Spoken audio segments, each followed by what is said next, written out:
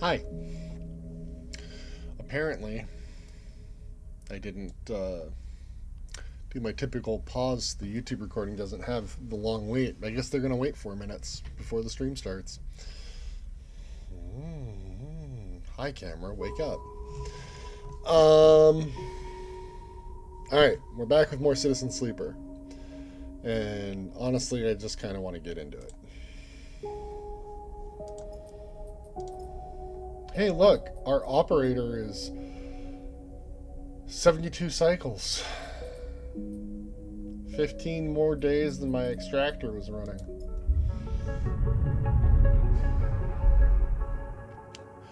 So there's a lot going on. We have a lot going on. But we have to speak with Robbie about what happened with Yannick. And then we're supposed to track down a sidereal ticket. Not there yet. Rabia needs a couple days before she's ready for us.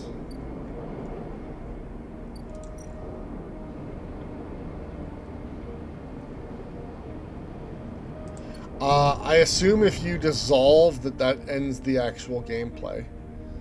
But if you don't, if it didn't, I have a theory. And 3 more days until the cordon continues. So I guess we could go work on the sidereal.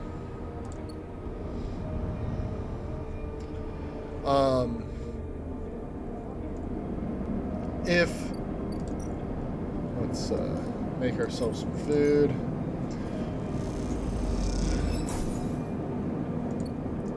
If they wanted the story to continue after you chose to dissolve, I imagine they'd do it in a sci-fi horror way of, and you wake up back in your body because all you did was make a copy that's free, and you're not the copy. You're you. You're the you that is embodied. Yeah. take from that what you will.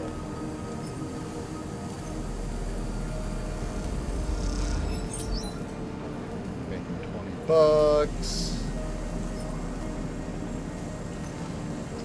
I mean, the other option is to go work on Amber and do the dismantling once we roll those. That's better.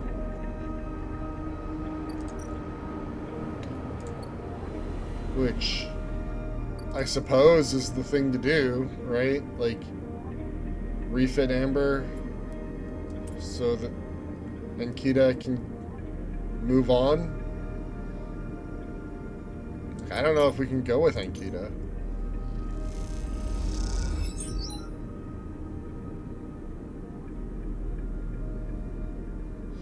Working on Amber again is a joy. You know every inch of this hull. After all, you fitted half of it.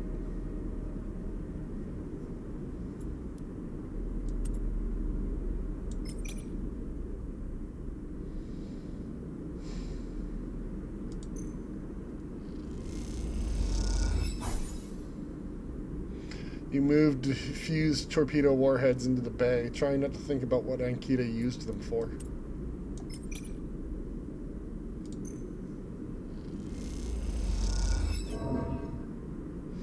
Working with weapons unsettles you. Had you just ignored all this when you fixed the ship? The question bothers you.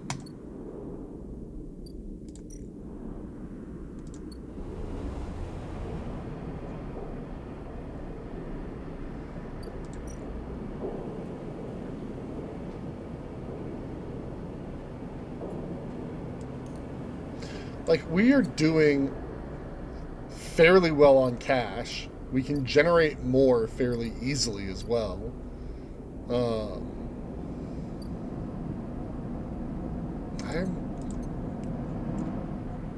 Yeah.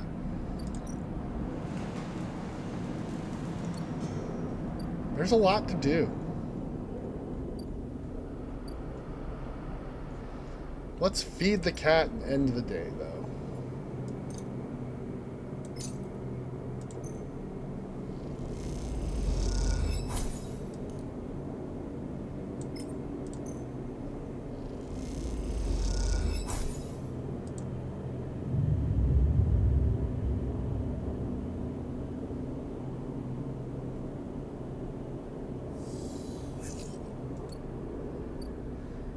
One more day. One more day. 3 more days. Oh.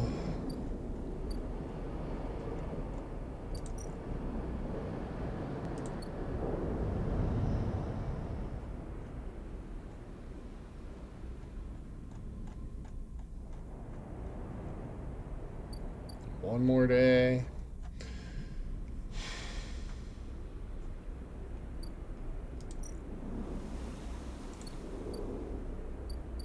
Waiting 2 more days for our mushrooms. A lot of this is just kind of waiting now, so it's like, I guess it's what story do we want to advance?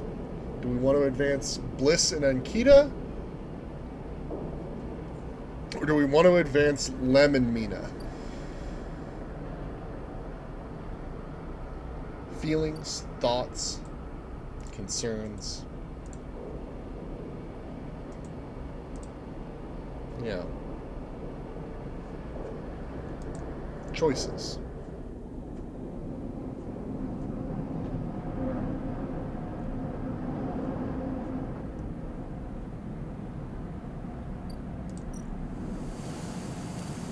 A vote for Lem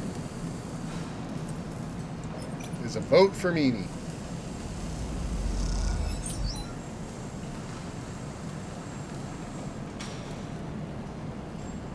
Ooh. You spend the shift in a flow state, linking systems to systems like thread on a loom. Your mind is a diagram of cause and effect.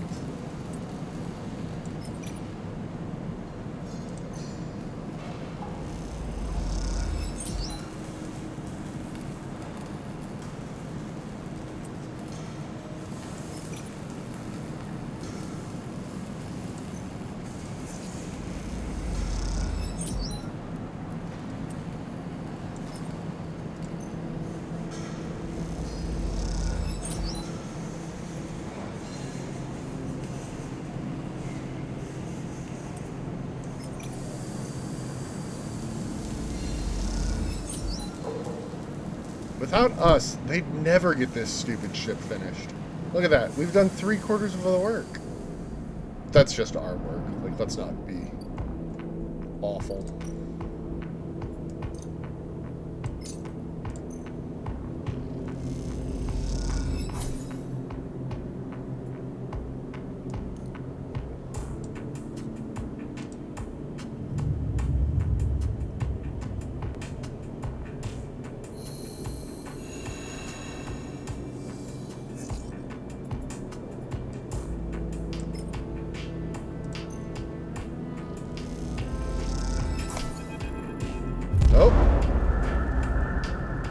The eye. It hits you like a wave, a white-edged breaker roaring inland with the force of the entire ocean.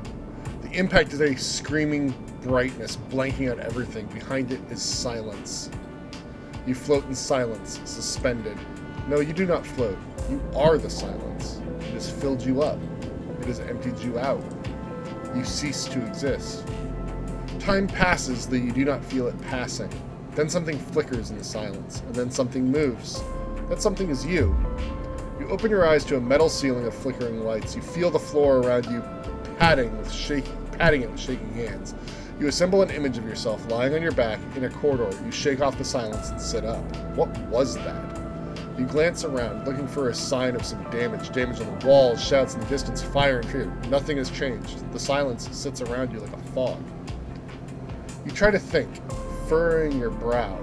How do you think again? It doesn't seem so easy anymore. You force the pathways to light up, the databanks to grant access. You feel like a fraction drive starting up after a long shutdown in cold vacuum. And the wave. In the wave was noise. Just the sound produced by a wave raking across a pebble beach represents trillions of impacts heard as a single roar.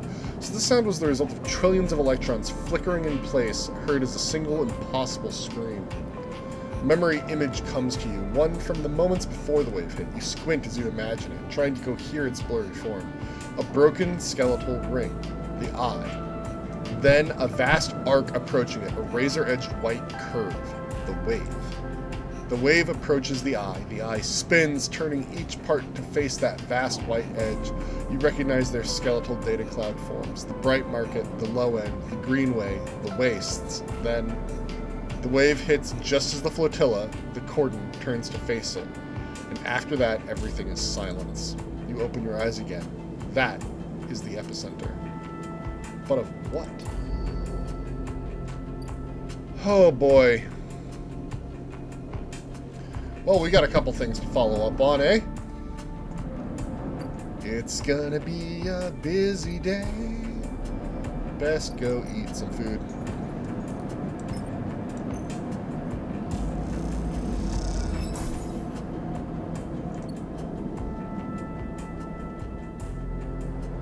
Well, let's talk to Rabia first. Even before you enter the office, you can hear the sound of Rabia working the heavy bag. She is hammering it, the chain creaking as it shakes with each hit.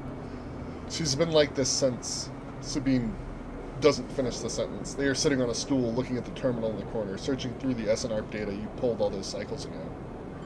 Is she okay? Just angry. We all are. But you have to remember, she knew Yannick for a long time. Sabine glances nervously at Rabia. What SNR did. Rabia stops punching, and in the silence you can hear her breathing hard. Sabine looks over at her, and you sense something between them. You realize you haven't seen them together since they tried to kill each other in this same unit. A lot has changed since then. They hooked him up like a puppet.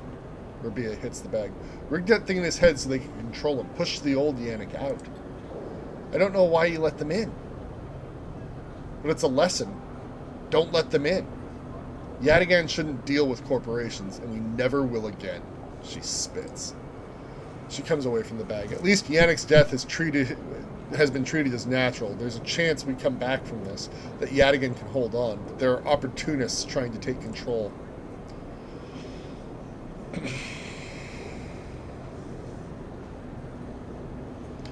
Sabine turns to you. Yes, but now the connection has been broken. I've been looking at removing the trackers from the implants in Yadigan's enforcers. It's a significant job, but I think with time I can do the surgeries.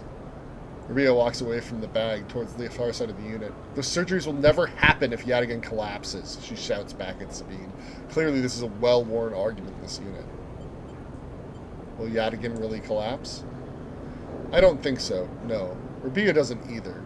At least, not when she's calm. What I understand now is that Yadigan can be something if we want it to be. Coming here from Essenart, from the core worlds, all I saw was a gang, and with Yannick keeping me on a tight leash... Maria believes, and I want that belief. I also want to be done with Essenart, but I doubt they are done with me. Hope you're alright. Me too. They smile. I've been wanting to say, I'm sorry that I didn't tell you where I came from. I know I've apologized before, but I want to again. Properly. When I leaked the data on the sleeper program, it was to try to help people, like you. But after all the cycles here, being pushed down, pushed around, trying to survive, all that got away from me. So when you turned up, it shook me up. But I ended up here, so they look at Maria. Oh, of course. They reach into a pocket and take out a handful of vials. These are the last of the case. You can have them. They drop them into your hands. After these last few, I don't know what we can do. With the SNR connection broken, but I know there are other ways. Repairs, other pharmaceuticals. I even heard there are some labs out on the Greenway. Perhaps they can help? I'm sorry I can't do more. Thank you for everything. They look away, their eyes bright with tears. Rabia crosses back to you and sits beside Sabine. They look at each other, and you can't help but smile at the idea of them together. What are you two plotting? Rabia grins. Sabine laughs, and the sound is a welcome one. You watch the two of them teasing each other and smile. Later, when you leave, you take that handful of vials out of your pocket and look at them. You can still feel that core of anger deep down inside, and you don't know if it will ever leave. But SNRP doesn't own you anymore. They can't, because this place, these people own you. They are what makes you get up every cycle. They are what keeps you breathing. You put the vials away and walk through the low end, your senses tuned to every sight, every smell, and every sound, soaking it all in. Living. Alright, we got a bunch of stuff. Don't have enough points to upgrade anything, but that's fine. Hey, what do we think happened out at the thing? There was a wave? I think somebody may have set off an EMP.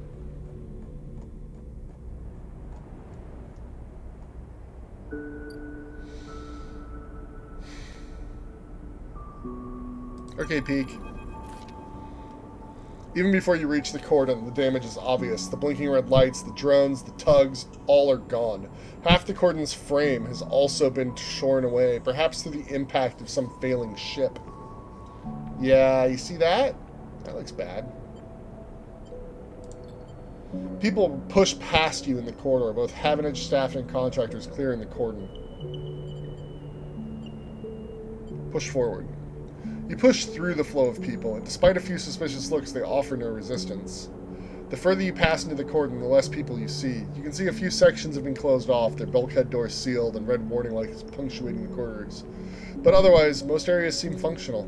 Suddenly you feel a hand fall on your shoulder. Havenage security? You should have known better than to wander into this place. You brace yourself as you turn. Sleeper! Peak embraces you as you turn. What are you doing here? Did you see the cordon go down? Did Esh speak with you? Pete glances around and you can see they are panicked. I don't know what's happening. That makes two of us. Esh left without saying anything. Pink runs a hand through their hair. I was away from the ship when I got back and she'd taken it and gone. Then I saw the damage to the cordon. What if this is some Havenage attempt to clear the flotilla, to scuttle the refugee ships? Don't jump to conclusions.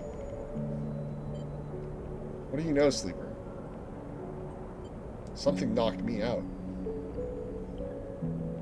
I didn't feel anything. A signal that only affects electrical systems, perhaps? An EMP would have taken out most of the station, but... I don't know what you were saying, Sleeper. That doesn't sound... They look away from the corridor for a moment. Look, I have to find Esh. I'm sure you felt something, but we can talk about that later. I can't sit around talking any longer. Find me on the flotilla. I'm going to find a way to Esh no matter what. With that, they rush away into the depths of the cordon, leaving you behind. It seems like you'll need to follow if you want to get any answers.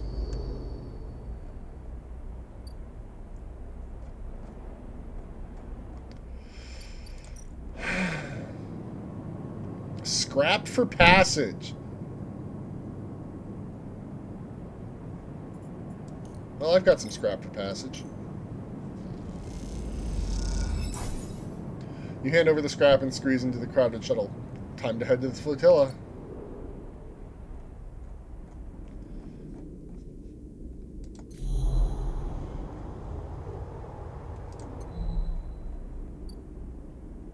Refugee fleet.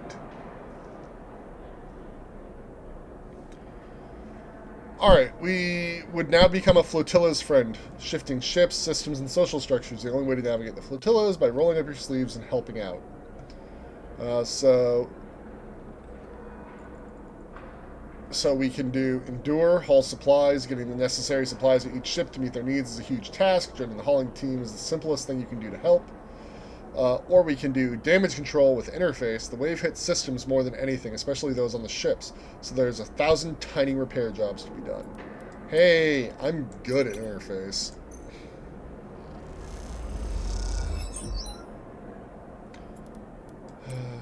We'll just do this a few times. You reboot a tanker's proximity controls, keeping it from drifting into other ships. The occupants are impressed and won't stop thanking you. Good. Don't. Thank me forever for all I care. I just swapped those 2 dice. That's great. We're going to try this. We're going to see if we can become the flotilla's friend in a day.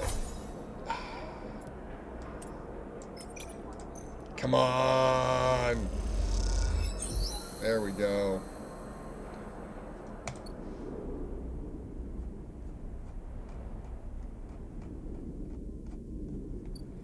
So, who's this? Soul? Pragmatic Captain? Or Peak? Alright, let's go talk to Peak. As you walk into the bay of the climbing briar, the familiarity of the space overcomes any trepidation. It feels good to be back, and the return feels earned, especially after all the work it took to figure out a route through the flotilla's jumble of ships that might lead you to this blue streak. You see Ash and Peak immediately, sitting at the back of the bay, deep in conversation. Their closeness causes you to stop, suddenly aware that you might be interrupting something private. Peak is gesturing wildly as Ash stares out into the middle distance, hunched over. As Peak tries to get her attention, she spots you. Sleeper! Incredible work back there. Sorry I couldn't wait for you and Peak, though when I saw the cordon go down, I had to get in here. Leaping before looking as usual, but I'm glad we all reunited. To be honest, Peak adds, I can't believe it. The Flux event knocked the entire coordinate system offline. The flotilla is free, and Havenage are backing off. You must be our good luck charm. That's not a good thing.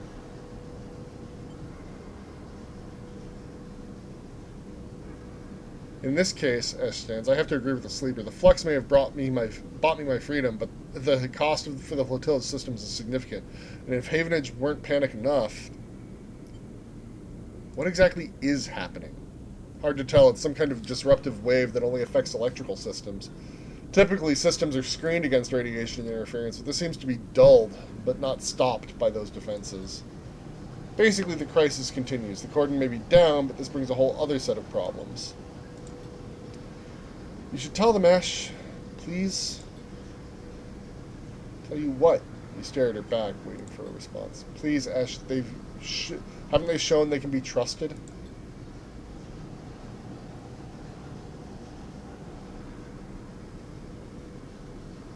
Ash turns, her arms folded tightly across her chest. She goes to start and then stops. You can see the anger in her eyes, but you realize it's not directed at you or anyone else. She's angry with herself. I brought weapons to the flotilla, and now they are gone. You suddenly remember the sleek crates that were tucked into the bay, marked with a yellow sigil. The ones Ash told you were just supplies. What do you mean, gone?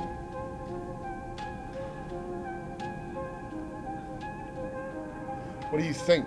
Someone lifted them from the ship's bay while I was unloading the supplies. At least they are in the hands of the flotilla now.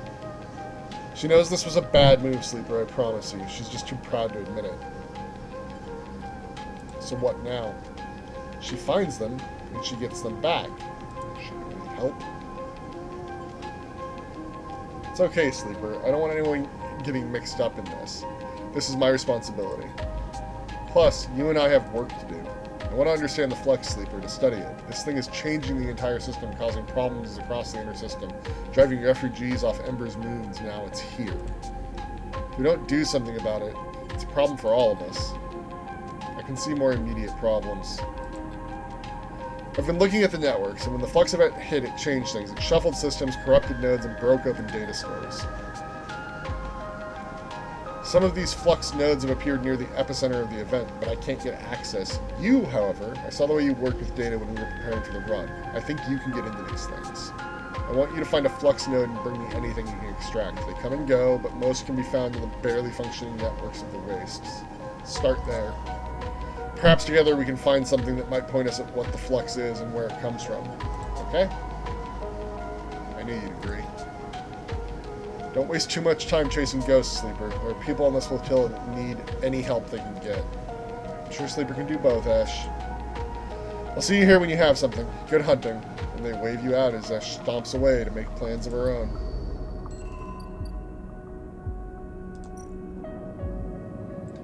So he wants us to find data in the wastes.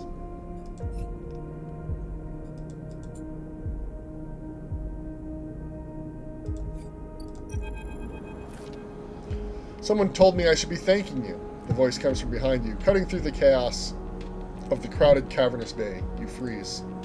Don't be afraid now. I've been hunting you, sure, but for all the best reasons. You turn to see bright eyes set in a rough face, framed in rusted metal. Soul! He holds out his hand, and the other clamped firmly around a knotted wooden cane. Shake his hand. He grips you firmly with a heavy and calloused hand. Forgive me, as soon as I saw you, I knew who you were. Soul puts a hand on your shoulder. I've been told a Sleeper was part of that supply run that came in several cycles ago. A very welcome act, and we all thank you for it. Walk with me, Sleeper. Soul sets off through the bay, his partial suit hissing and creaking as it helps carry him through the busy crowds. You notice people making way for you and Soul, standing back and letting you pass. You pass a makeshift kitchen, steaming pots and heating elements, a restless cube collecting meals. That algae came through isn't exactly a full mill, but with what we have here, we've been able to make it work. You see a ladle of a greenish stew dished out. The color is something, isn't it? Soul leads you out of the larger bay, into a corridor lined with storage rooms that are now serving as dorms. You see someone filling a metal container from a standpipe, the water gushing out readily. Soul nods to the person as he passes. Just a little further now, Soul leads you into a freight elevator and whistles to some unseen operator to start it up. It jerks to life, and as you pass through the layers of the ship, you see people on every level, supplies crammed into every available space, and sparks leaping in bursts as the ship is reshaped and modified to sustain its population. If Havenage were expecting an exodus from the flotilla, the Flux event has put a stop to that. Some have crossed to the Eye, but many just together salvage or score a hot meal. So the pressure on our supplies is shrinking, but not like I'd hoped. With the Flux reaching all the way out here, people are starting to understand that our journey might not be over.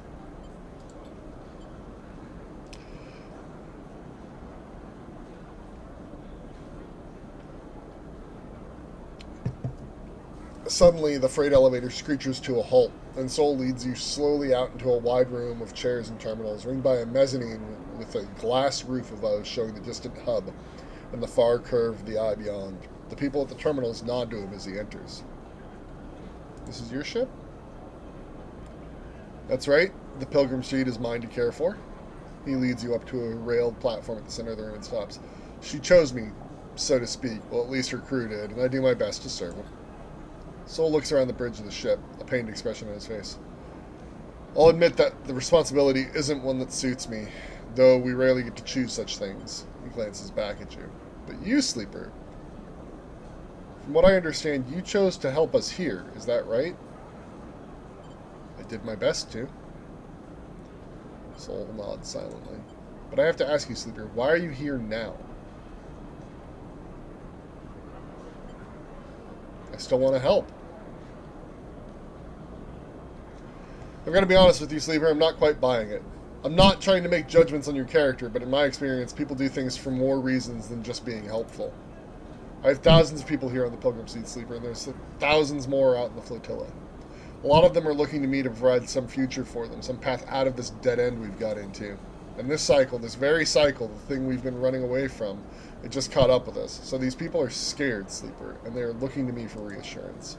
And then on the same cycle, someone tells me they see you on board. A Sleeper, the same Sleeper, they reckon, that wanted so strongly to send a ship past the cordon to see us. So the first thing I want to do is thank you for that, your interest. The second thing I want to do is find out what you want from us. I think that's fair, don't you? So what is it?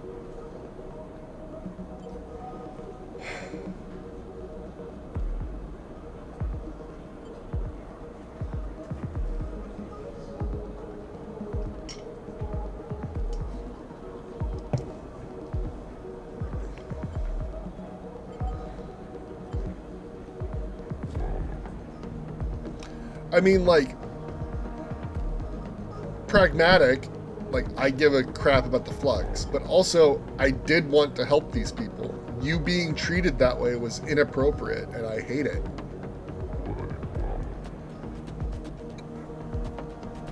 Like, I know what it's like to be treated as less than a person, as a tool. God, this guy's art is so cool.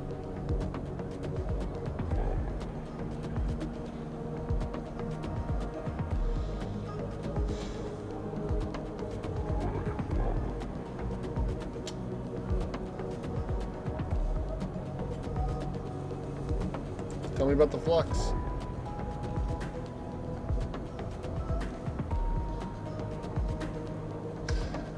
I'll tell you what, Sleeper, let's you and me make a deal. You want information? I understand that, but I have a list of needs longer than the rim of the eye itself. So you do some things for me, and then we can talk about what's been happening in this system, and I will answer all your questions and then some. I may be the captain of the Pilgrim Seed, and she certainly is the biggest ship in this flotilla, but I'm not the only captain here. We have ships from each of the moons. We're from Ember's Hearth. But there's others from Ember's Song and even Ember's Step. The moons have been at each other's throats, Sleeper. What with the pressure of the Flux, the bad blood from the old days. We aren't exactly all in alignment. What I need is a way to stop things escalating, for the crews on these ships and their captains to feel happy and comfortable enough to forget old rivalries and past crimes. He flinches at something. Those from Ember's Steps, well, they've always been proud, but that pride seems to be a barrier to compromise right now. The last set of supplies I sent their way, they refused. Meanwhile, I have a supply shuttle at the docking axis of the Ember's Song ships gather at. But they have taken far too many cycles to unload. Maybe if you are heading that way, you can look in on them. I'm no politician, Sleeper, but if I don't...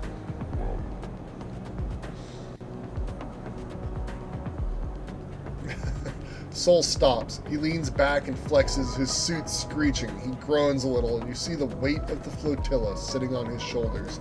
The suit, the only thing keeping him vertical beneath all that pressure.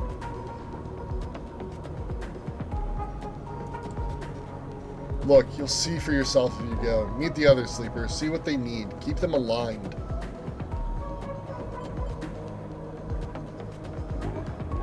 You okay? Not really, but as long as this thing holds... I hope. You are what you appear to be, Sleeper. Because I'm not sure I can take any more bad news. Plus, there's plenty to be done here on the Pilgrim Seed, too. If you have a moment to pitch in, there's never enough around here. That's something I've learned the hard way. Alright, I have 1,000 things to attend to now, Sleeper, so you'll have to find your own way out. You head back down the freight elevator, and as you do, you see again the layers and layers of chaotic life this vessel and all the vessels of the flotilla hold.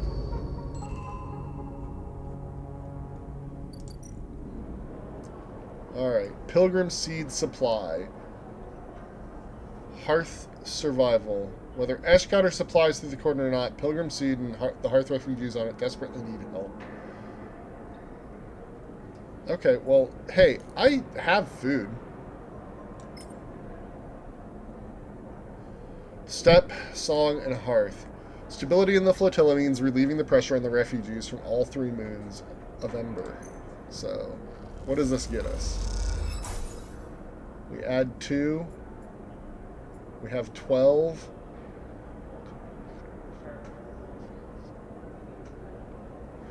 Alright, all but one of our Matsutakes.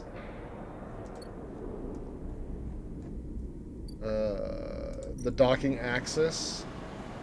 Unload supplies.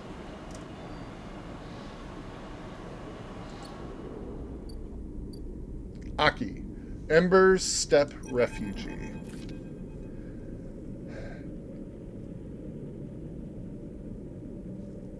It's a strange sight given your time in the Greenway to see a greenhouse choked in red dust. It piles up along the edges, gathers in curving waves, and is carried by some unseen wind to whirl in front of the glass ceiling. It is a desert in miniature, a captured landscape of iron-rich sediment and unseen life. Beautiful, isn't it? The remark comes from another figure, standing at the viewing window, so quietly that you hadn't noticed them. Did they just arrive, or were they here before you were? Their cloth-swaddled form reveals little. It is. They say nothing. You catch a glimpse of a pale face among the thick material, dark eyes glittering in the red reflected light. They turn to you as the dust swirls. Aki, they smile a tight smile. You're not from the flotilla, am I right?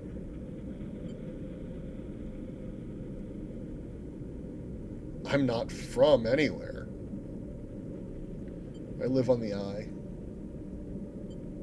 I mean, I do live on the Eye, right?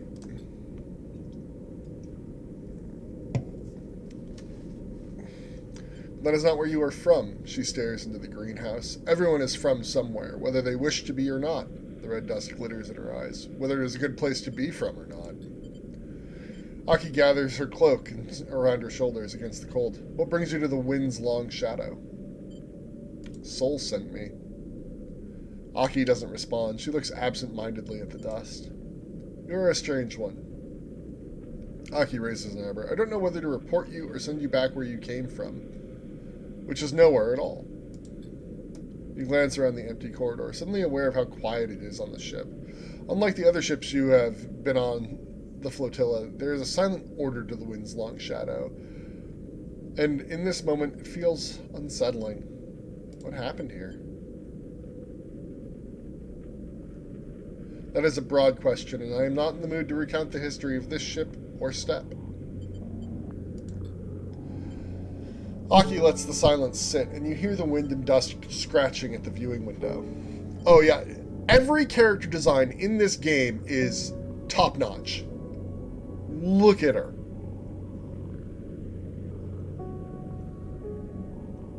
She's got her oxygen bottle, her mask right there so that she can grab it and put it on. She clearly has, like, you know, this tight neck fit for her suit, which is underneath the fabric of her culture. It's very good. Very good. You hear a creak as a set of shutters slowly begin to close across the glass ceiling of the greenhouse. As you watch, you feel the dissonance this place has with that word. There is nothing green here. A dust house, perhaps. It takes many systems to preserve this landscape, Aki begins, to simulate the wind, cycle the dust, layer the sand and dirt beneath. You watch the dust swirling. Systems that are failing. The Flux event, Aki glances at you for a sign of recognition at this term, is eroding our ability to keep this place alive, to keep these traces of Step alive. Which is ironic, because when we left Step, the Flux had eroded our ability to survive on the moon. Now the situation is reversed. Away from the moon, its ecosystems are as fragile as we were living upon it.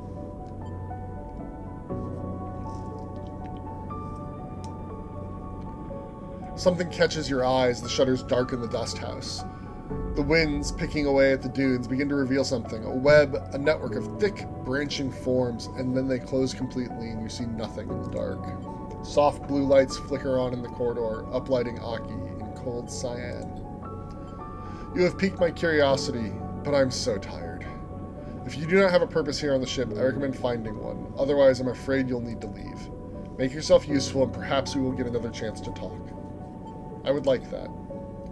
With that, Aki pads away along the corridor. You stand for a moment in front of the dark dust house, trying to imagine the network of roots under the sand and dust, and then trying to imagine the moon that once housed them. So we need to do systems repair, make yourself useful.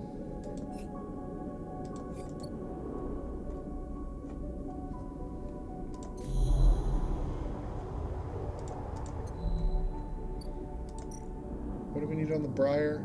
You just need the Flux data.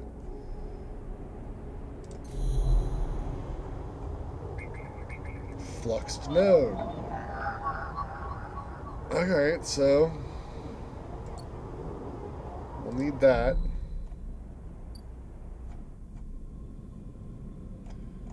Alright.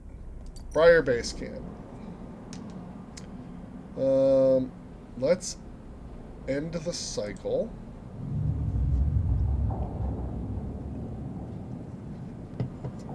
Man. What do we get? We're going to wait on the Flux node. Let's solve some problems for people first. We've got to do 6.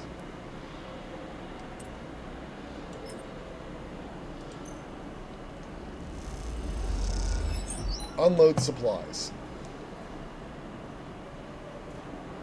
Someone comes to help you unload for a while, making the work go quicker. When you ask their name, they ignore you. What's going on? The more you offload supplies into the docking bay, the more attention your efforts seem to be gaining. This seems bad. Like, this is a negative effect. This is a positive effect. I'm going to help with the dust houses.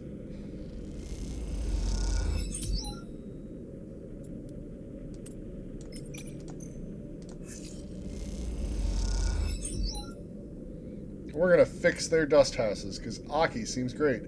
You notice a bug in the wind cycling system and manage to fix it. Aki gives you a knowing look. It seems you are proving yourself.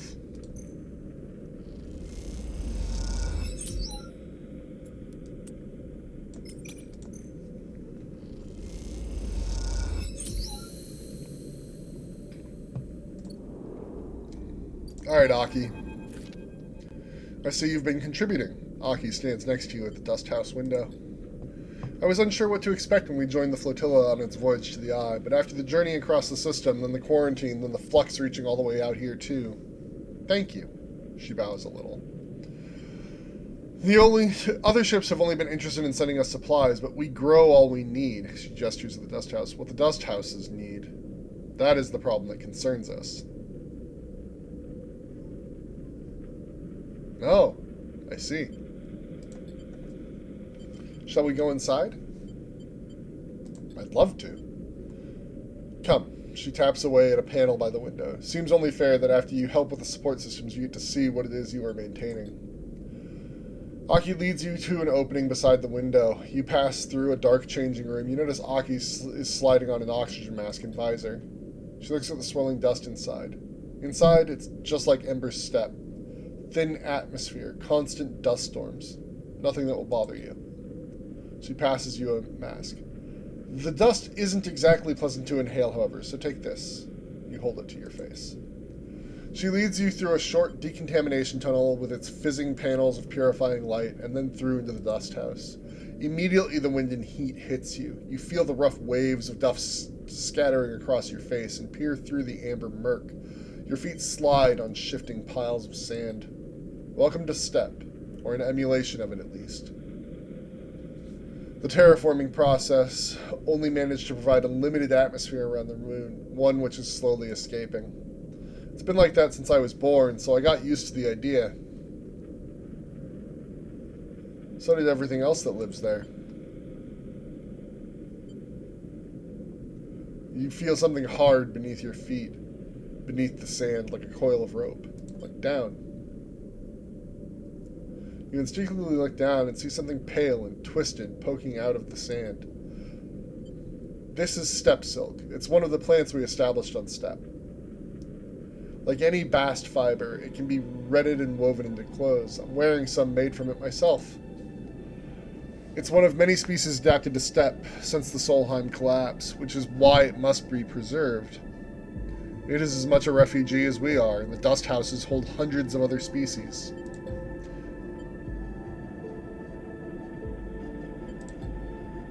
Had enough? It will be easier to speak outside. Leads you back through the decontamination tunnel, which blasts the dust from both of you with a burst of metallic tasting air and into the changing room. Aki hangs up both the masks, patiently awaiting your questions. What happened on Ember's step? She looks small and pale inside the layers of her shawl. Steppe was already a doomed world. When Solheim gave the terraforming contract to Sibel, they believed they could build an atmosphere, but the moon's erratic orbit made it impossible to maintain. By the time of the Solheim collapse, the atmosphere was already fading, and Sibel's attention was on Ember's hearth. After the collapse, Sibel fell too, its researchers scattered across the moons and any central organization lost. Since then, my parents' generation worked tirelessly to survive, to adapt what we had to the failing moon. The steppe silk, the other adapted species, are the life's work of the steppe's colonies.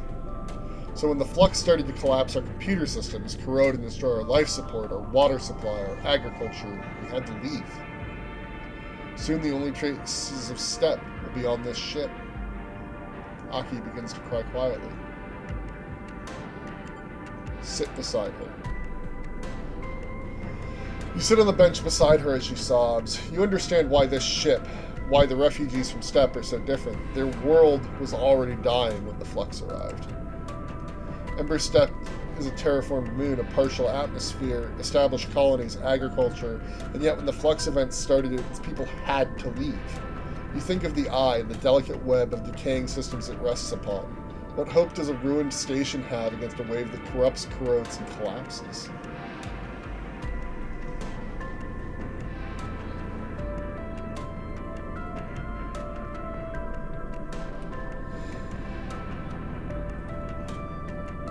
Not everyone left. There wasn't room to take all the people and fill the dust houses. My parents, their friends, and many others stayed.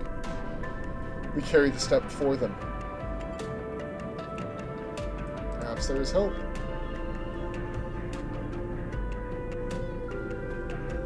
We learned not to talk of hope on a dying world. There is meaning for them, and any future they can build with the time they have.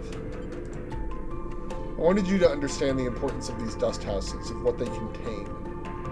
If the Flux events continue to reach out to the eye, we need to build protections to ensure their safety. I can help. What about the people? Like, both of these are true. What about the people? We aren't idiots, Sleeper. We chose to carry this burden. We will survive. These dust houses are already decaying. I have seen it. We had thought they would last longer with the last Flux event. Help us. Please. I will. I will. That's easy. Easy ask. When you are ready, we'll begin the preparations for reinforcing the dust houses. We need to be ready for the next Flux event. I will see you soon. Aki drifts away down the corridor, leaving you alone once more at the viewing window, watching the ragged, delicate traces of the moon, known as Ember's Steppe.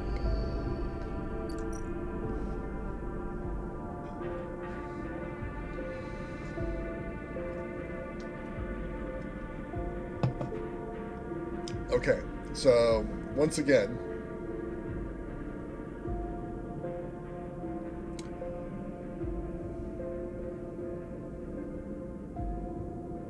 we can do both.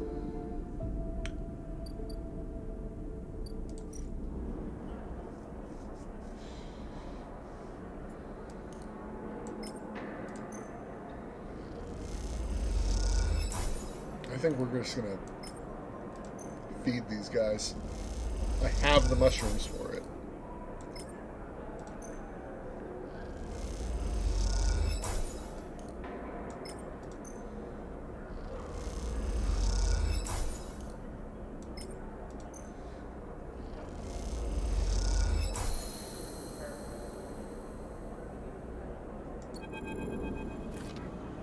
Sol finds you deep in the layers of the Pilgrim Seed, working on a patch for a life support vent. You hear him coming, his suit hissing as he does. I had to ask around to find you. Seems you know the place better than me these days. Doubt it. I was on the work crew that built this thing, so maybe you are right. He winks. Sol holds out a hand. Stand up and let me see you. He pulls you to your feet. I don't believe we ever had a sleeper on Ember's hearth. Sol looks you up and down. You sure do make you wish we had. Could have done with a few workers as good as you.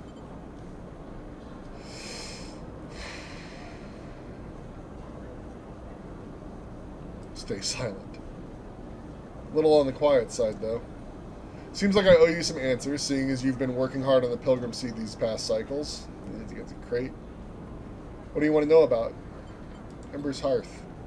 Sure. I mean, I spent my whole life on that rock, so I have plenty to tell. I'll save my life story for another time, but the short of it is that Hearth is the first of Ember's moon, the biggest and the most populated, which is down to the successful terraforming system Sibel set up back when Solheim owned the system.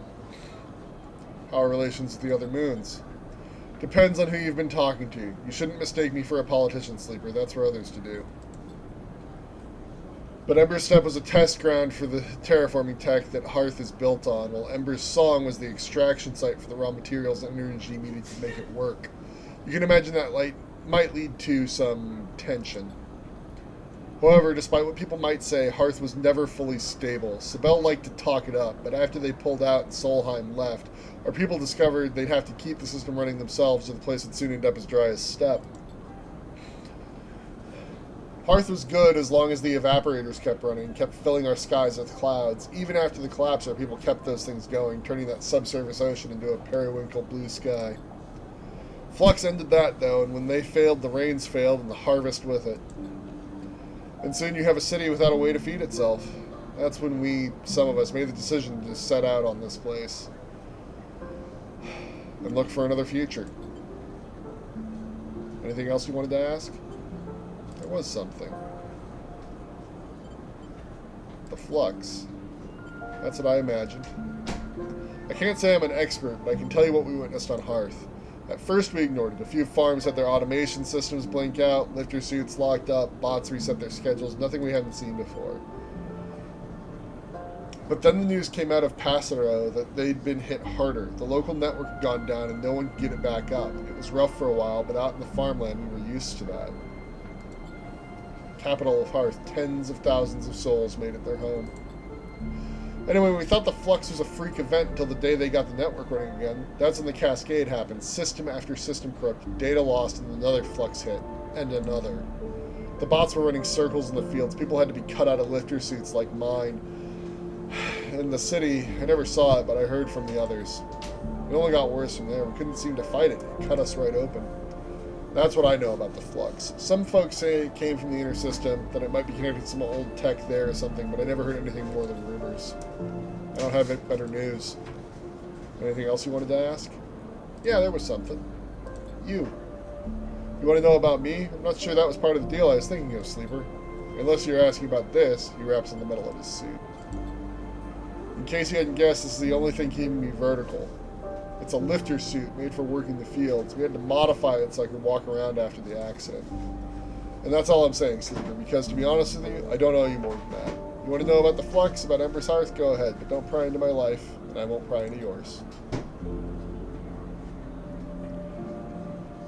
Looking more like a burden than a support, with the bars around his head, and you suddenly start to think of it as a cage. Look, I don't mean to be rude. Let's leave it there. There's too many eyes on me on this ship as it is, and I'd rather just slip into the background. Thank you very much. I'm good for now. You sure? I'm sure.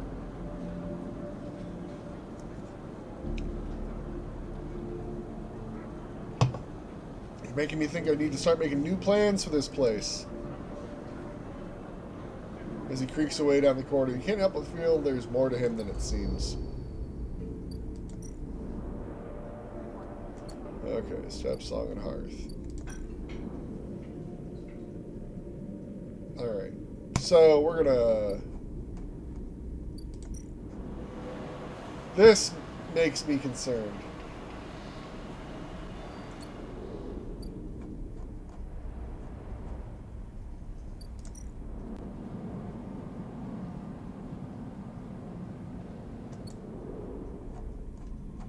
Should get some food.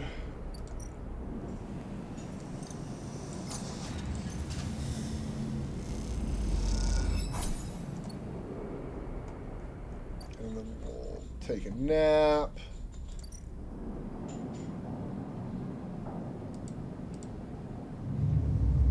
And hopefully we'll get some good dice to deal with the various problems people are having.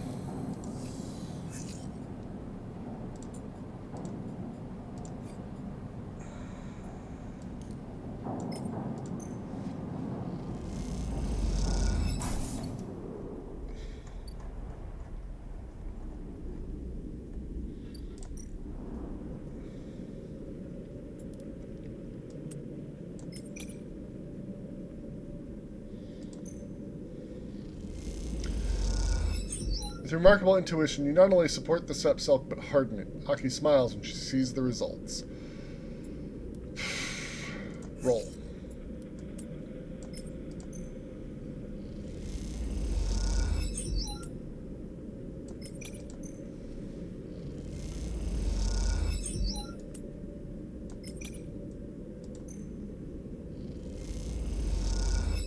Damn. Not quite there in a single day. We tried. I'm going to go get some real food from Memphis.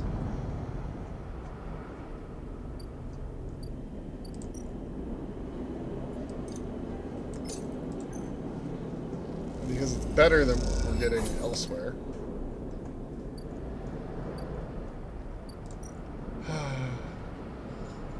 Wait.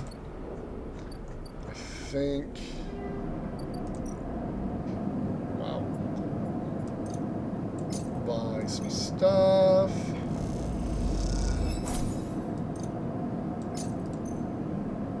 Since there's some recovery ships here.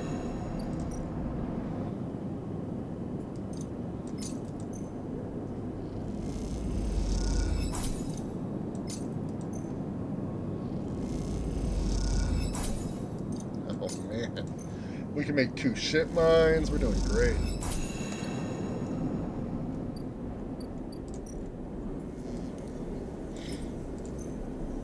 I would have liked it actually if I'd gotten some scrap instead of ship mines. But that's okay.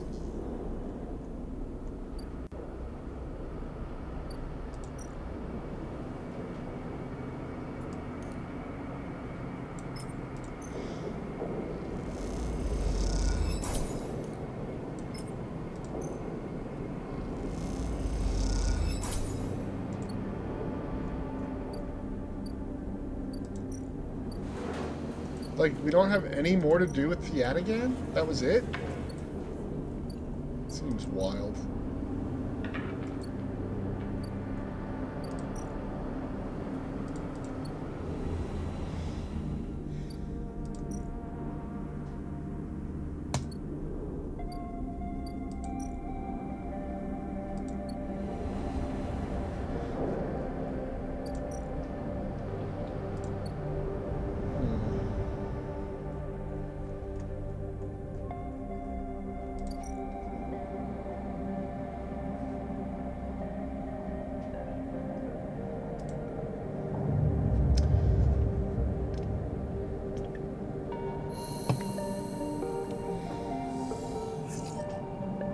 Oh, yeah.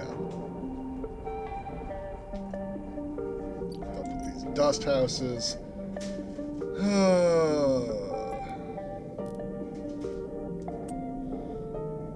Do this one because engineering can get us scrap.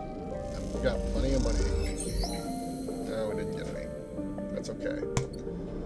Aki? You and Aki stand side by side at the viewing window in silence. The dust swirls and you glimpse the twisted root systems of the steppe silk through the ochre haze. After all these cycles, you feel a strange connection to a world on which you have never set foot. Aki shifts from foot to foot. She seems restless, eager to speak, but unsure of what to say. The dust houses look good. They do.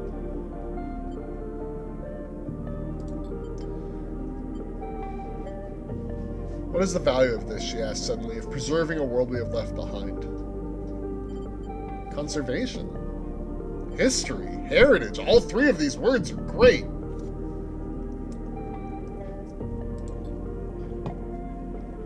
These creatures should be protected, yes, but for us, their conservation is conditional. We keep them alive because we need to use them. I can't pretend we are conservators and we harvest as much as we are able. I'm grateful to you for helping protect the dust houses, for ensuring their slide into decay is delayed, even averted, but now I find myself at an impasse. The stability of the dust houses changes things. It makes me aware of how blinkered we have been. If the ecosystems of steppe, if its people, cannot grow to meet the future, why preserve it? Are we just slaves to the preservation of what came before? Not slaves, inheritors. The weight of this inheritance is heavy. Aki comes close and holds your hands in hers. We must change. We must change to live. I have seen that in you. The steppe, these people, this ship should serve more than heritage, than history. They should serve the future. There are those in the flotilla that need clothes, that need food, that can benefit from the gift of the steppe's ecosystem. I want you to invite them. Can you do that for me? Of course. I know that Sol sent you. You can tell him Aki, captain of the Wind's Long Shadow, invites all the people of the flotilla to come. I will. You want to know about the Flux, no? About its purposes, its origins? You wish to protect your home as we could not. I'm afraid I don't have much to tell you. It is an exotic wave of sorts, an energy that passes through matter. It shifts the very charged particles which run through our electrical systems. It is possible to shield against it as you would radiation, as we have done with the dust houses, but only while it is weak. The flux event here was much like the first ones we felt on Ember Steppe. Localized, destructive but bearable, but in time its strength grew. I don't know if it will be the same here, but it is coming from the center of the system, from the close orbit of Helion star H1. That is all we could uncover. I'm sorry I cannot offer more, but you are always welcome on this ship. I hope I will see you when the others come. I hope this ship, these dust houses, can be more than a museum. I hope they can be a home.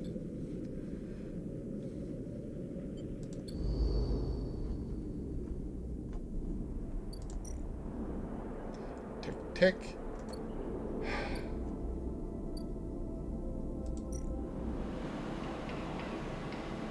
I worry about finishing this one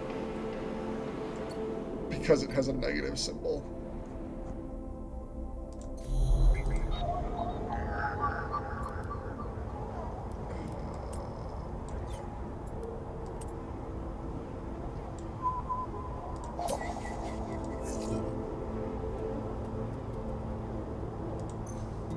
Extract the data. We now have a piece of Flux data.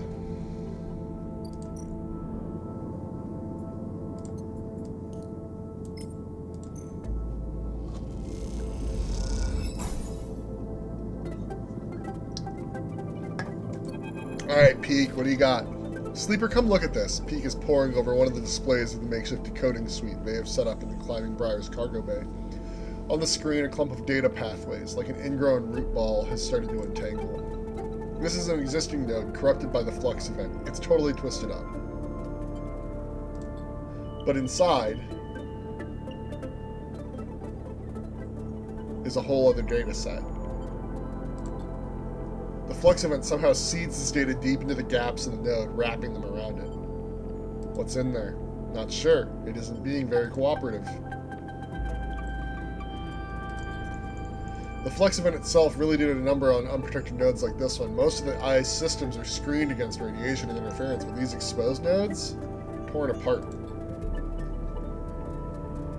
Look here, it looks like it's been tangled purposely, but it's actually that all the points within the node have been randomly rearranged. It's as if the node was a bag of ball bearings and the Flux shook them. The pathways tried to account for the rearrangement once the system came back on, hence the tangle. Although, it was less like shaking a bag of ball bearings and more like making them all simultaneously occupy a superposition of every possible position in the bag before locking them back into a new configuration. But that's a technicality. So what is the Flux? We know it is a wave, one with exotic effects. That's all.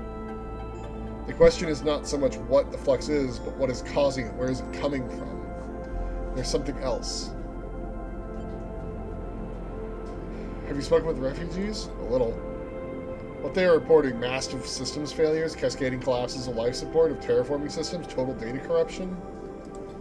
The Flux shouldn't do that. It can fundamentally rearrange the structure of the systems, especially those poorly shielded, but totally collapsing heavy-duty industrial systems, failsafes and all? That doesn't make sense. These kind of systems are built for deep space, for solar flares and radiation. The Flux might penetrate them, but any reconfiguration should have been repairable. A shadow pattern of the negative spaces that existed within the scrambled interior darkens the screen, like a set of bruises showing the pattern of the object that made them. We need to look into something. I have an idea what might be causing the wave, triggering the Flux, but I need time to research it. Can I help? I'm sorry, Sleeper, but I want to keep this to myself for now. Come on! Where is Ash? Must be out. I've been focusing on this, so I can't say I've noticed, although the quiet is nice. Give me some time, Sleeper. I'll have some answers soon enough, I hope.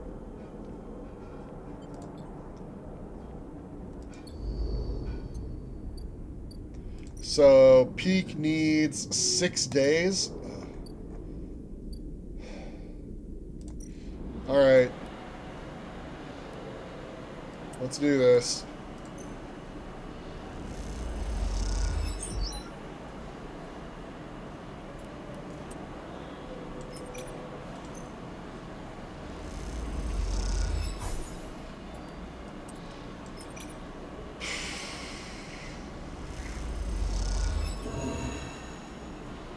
Well, I lost an energy.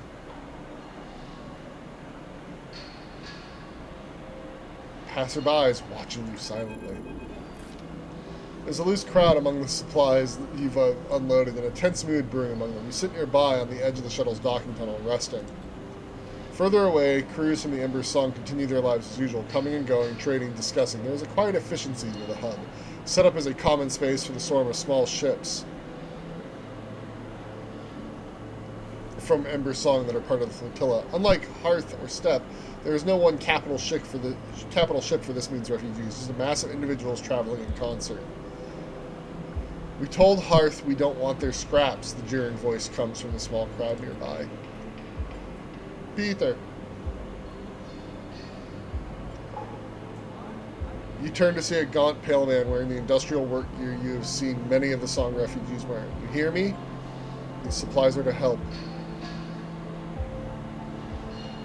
Oh, how noble of you coming out here to help us singers. There's a rumble of anger around the crowd. We agreed to join the flotilla for joint protection. We did not agree to Ember Hearths using the flotilla to secure their control of the moons. You realize Peter is addressing the crowd as much as he is addressing you. With the cordon down, our crews are more than able to acquire what is needed from the Eye, what is owed as restitution for keeping us restrained. What we need, we will take. Sol wants to cooperate. Sol is a farmer. Even the people of Song know that he was simply the sole survivor of Hearth's leadership. His authority means nothing. Hearth think they can buy us, but we remember the past. We take the supplies if you wish, of course. We are not wasteful. The crowd tentatively moves forward. And by the time he reaches you, they are already dragging away crates and distributing the contents. I'm not one for shooting the messenger, Sleeper, says Peter as he approaches, but we cannot concede to Hearth here, not for a moment. I don't understand. I can see that. What was your plan, Sleeper? Unload the supplies and wait for someone to start throwing them back at you? Because that was what was about to happen. Not sure about that. What do you think happened to the crew of this shuttle? They were chased out of this place. What's happening here? We are maintaining our independence. You know anything about Ember's moon, Sleeper? Or are we planning to wander into the flotilla totally blind, an objective outsider offering help? He rolls his eyes. I know a little. A little is the same as nothing. I'm going to assume you know the basics. The gas giant Ember has 7 moons. The 3 biggest are Steppe, Song, and Heart.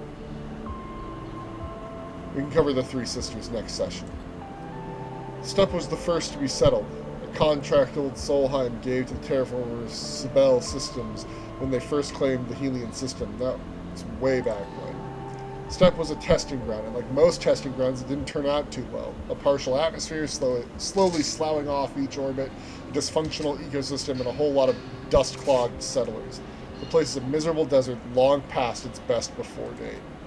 So Sibel moved to Hearth, where they redoubled their efforts. The subsurface ocean and some balmy tidal heating helped, allowing them to build a real atmosphere, a real habitable world, a fact that the typical Hearth colonist won't ever let you forget. How did Sibel achieve such a thing, you might wonder? Well, that's where we come in. It's the same old rule of surrogacy, the one humanity built our universe around. My moon, Ember Song, is a sulfur-soaked rock covered in volcanoes, tidally heated by its inner orbit to sweltering temperatures, exactly the kind of crucible you need to fuel a terraforming project. Energy, industry, fuel. Song provided the raw materials for Hearth, willingly or not. And a crucible requires people to run it. Us singers, born into a flaming pit and asked to stoke it so others might live in a paradise in the making. That's what we had to endure, until Solheim brought everything down. Peter rattles off this speech from memory, and you wonder how many times he has delivered it. No Solheim, no contract. No contract, no Sibel. And no Sibel meant 3 moons suddenly independent. It was a war, Sleeper, sometimes hot, sometimes cold, and unsurprisingly, Hearth and Steppe came out of it better than us. Yet, they need us, Sleeper, always have, and so we are the linchpin. We are the center around which the moons orbit, not swirling ember. We've resisted takeovers, sieges, and expansions, and now we'll resist this. Half the people on these ships think the flux was caused by Hearth, intentionally or otherwise, and I have to say, some cycles I agree. So before you come here to hand out supplies like a good soldier, maybe educate yourself.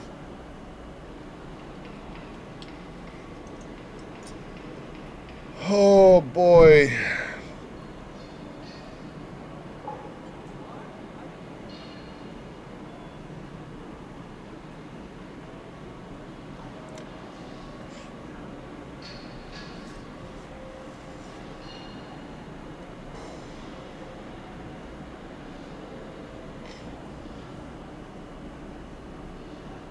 Peter's really giving off angry dog vibes.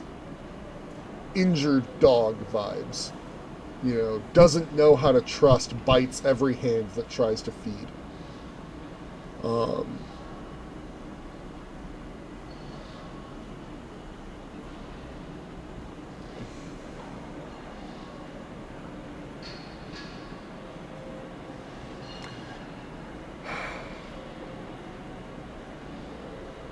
I don't know which of these to say. Like, but you abandoned song is so cruel. But, like, also, what does that matter now?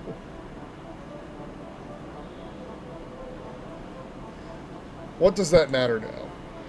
Do you forgive crimes against yourself so easily, Sleeper? Would you return to the bosom of SNRP if they sent someone to collect? Don't presume to judge us. I want you to imagine what it is like to try to live on an airless volcanic rock when every system that sustains you starts shutting down.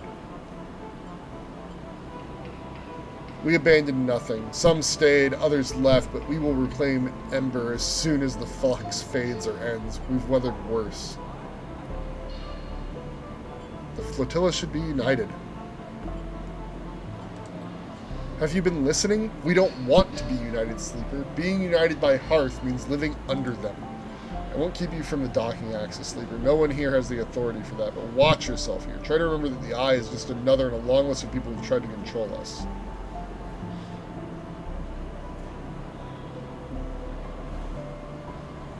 I'm going to stay silent here.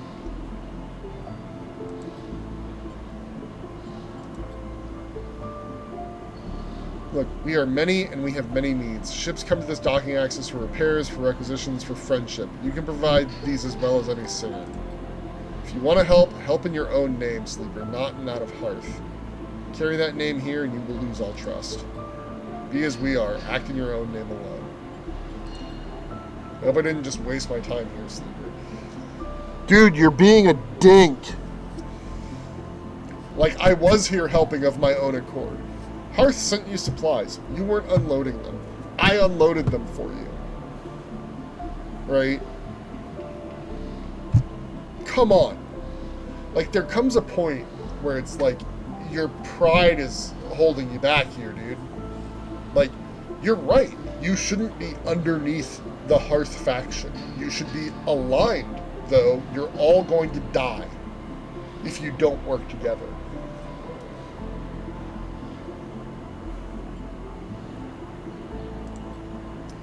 Watch them pass the food and water between them. No signs of conflict between the crews, just a careful distribution of resources. Peter chats with a few crews, each of them casting looks in your directions, ones that reveal little about the singer's intentions. You stand. It seems the tension on the flotilla runs much deeper than you expected. This won't be easy. So what do we do here? Ooh! Supply spores. One of the ships is trying to establish a mushroom farm to help feed the crews. They're looking for spores to get them started. I can help with that.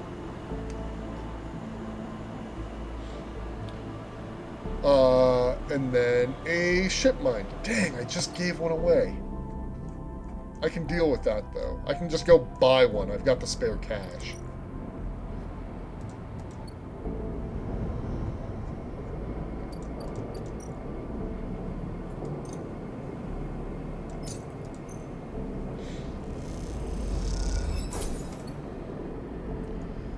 Mushrooms, mushrooms, badger, badger, badger, badger. Yeah, so we'll need to spin some dice. We need 2 more sets of spores for the one group.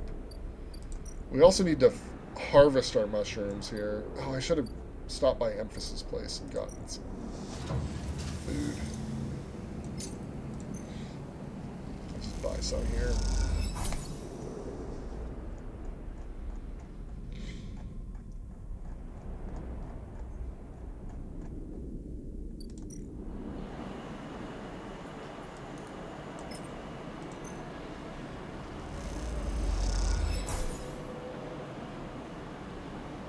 You supplied the ship mine, but in a way it seemed to only make the crew more suspicious of you. Yeah, that sounds about right.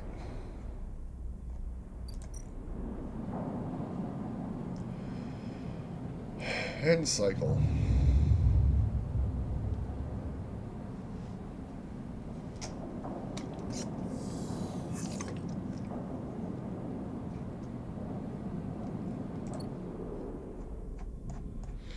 Alright, we wanted some spores.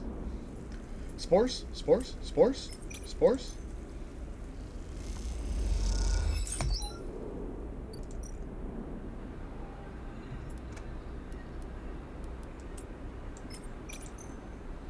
We need some more club heads so we can... Yeah, there we go.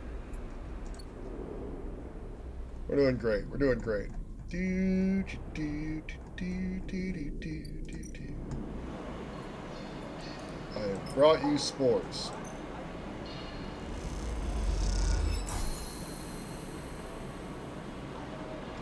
The spores have been seeded. While some may be suspicious of your efforts, crew by crew you'll convince them. As you cross the Axis looking for a shuttle to take you back to the ruined quarter, you spot Peter standing at the edge of the central hub.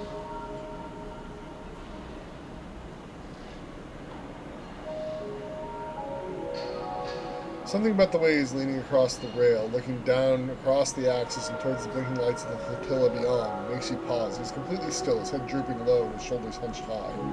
Approach him. You lean on the railing a little way from Peter, leaving a gap between you. This close, you can see the blank stare in his eye, the way his hands hang limply in front of him. It takes a minute to notice you. Sleeper, still hanging around? Are you okay? Not really, no. You know, Sleeper, no one asked you to come here. So why don't you just get lost?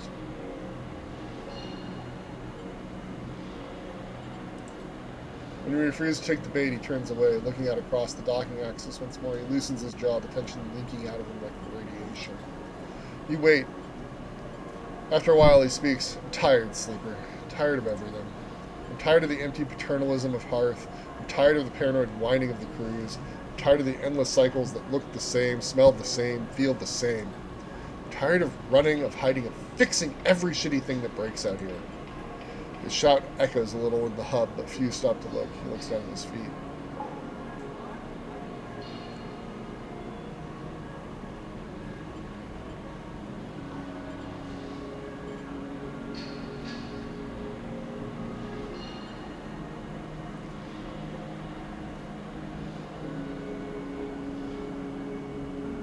Yeah, Peter?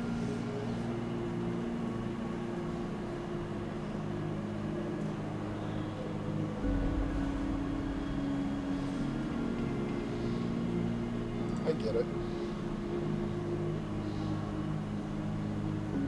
I'm sorry, Sleeper. Something is... I don't feel okay. Just tired, I think. Really tired. I'm going to go. Get some sleep.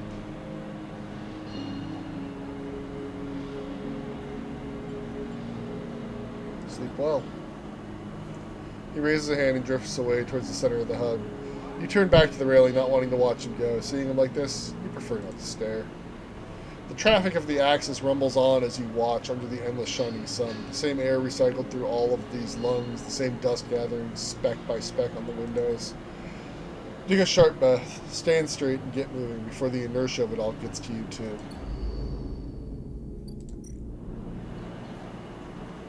Alright, here we go. The Axis houses an overflowing job board of engineering tasks requested by the crews. You can help out here. The Axis is as much a social hub as it is a supply hub. Keeping good relations with the crews will help them trust your work. I just want to upgrade.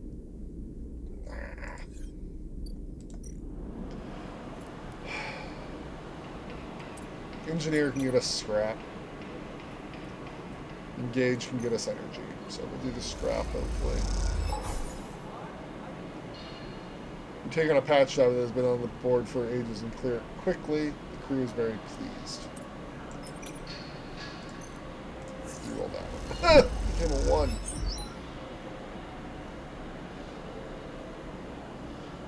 Okay. Well, I shouldn't have re-rolled that 3, I guess.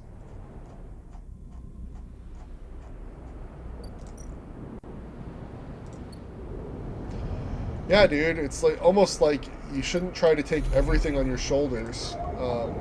That the stress will get to you, and eventually you'll crack, and you take it out on everyone around you. As it said, leaking like radiation.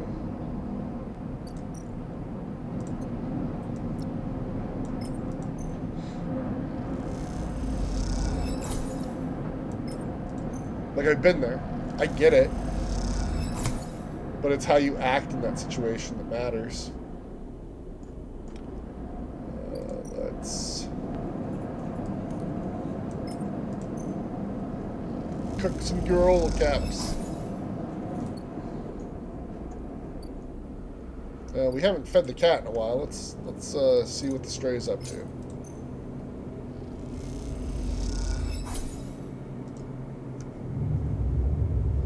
Why do you feel attacked?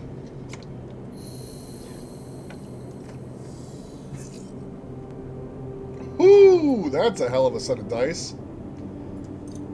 Put some more crackers out for the cat.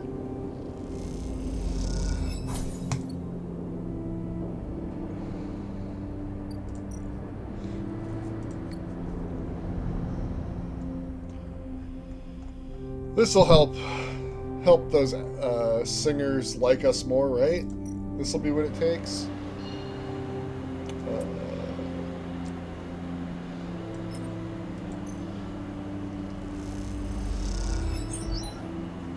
Handful of jobs, work through them. Yep, that's me. Helping out. Helpful guy, me.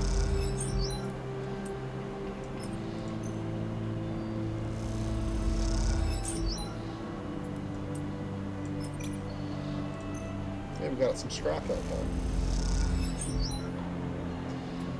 One more tick.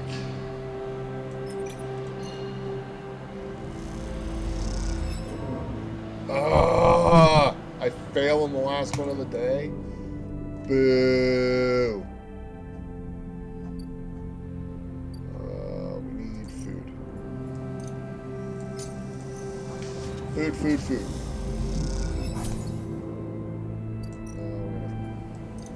Do it again.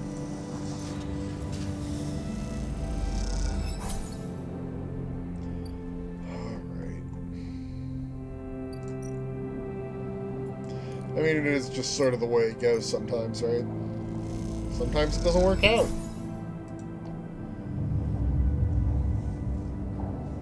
Sometimes the dice don't go your way. That's how dice work. Wow, these dice suck, though. But that's okay.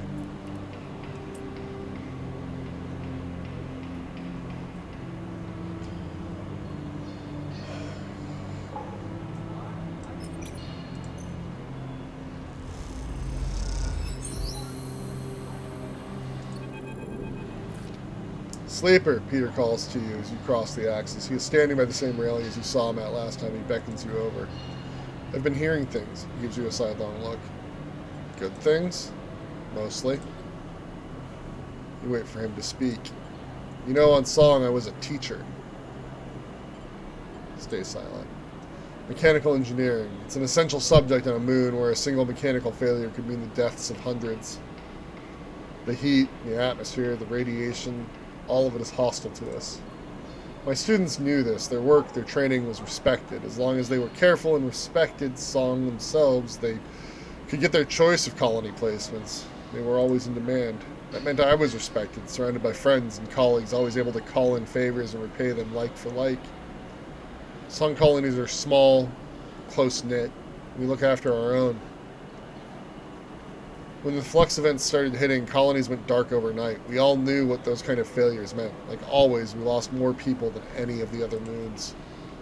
Not a single one of my students left Song. Our future was cut off just like that. My future. What am I out here? What use am I? Song is a fading memory, and the systems we built there are useless outside its orbit. How am I supposed to move on from here? He looks at you, eyes steely gray and glinting.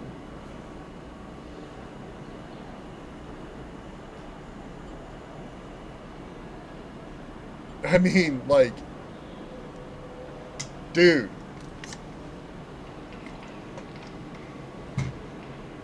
You are suffering from trauma. You need to process your grief. But that's not one of my options.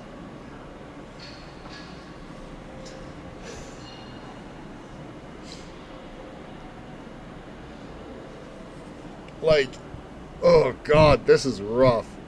You're still a dink and you're mean to me when I had nothing to do with this.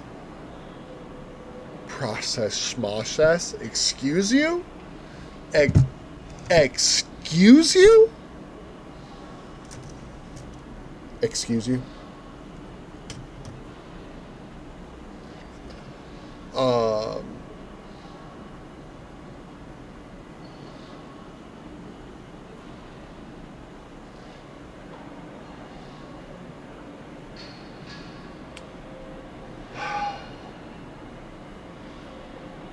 Sometimes the limitations of a narrative game.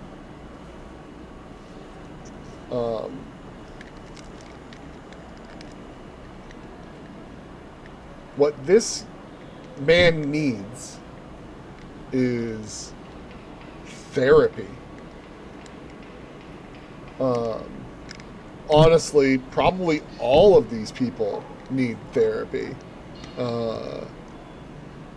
They're all dealing with a trauma that's pretty brutal.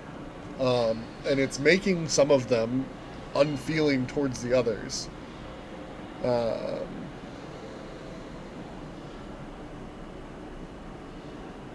Do I think therapy still exists? Woof.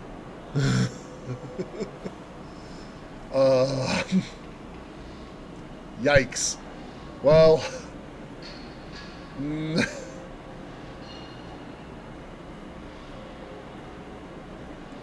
don't have to. Like, how am I supposed to move on from here?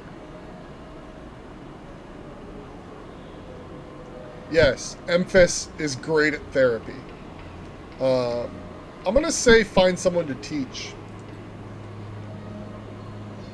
Peter pauses, thinking. You don't give up, do you, Sleeper? You just keep going.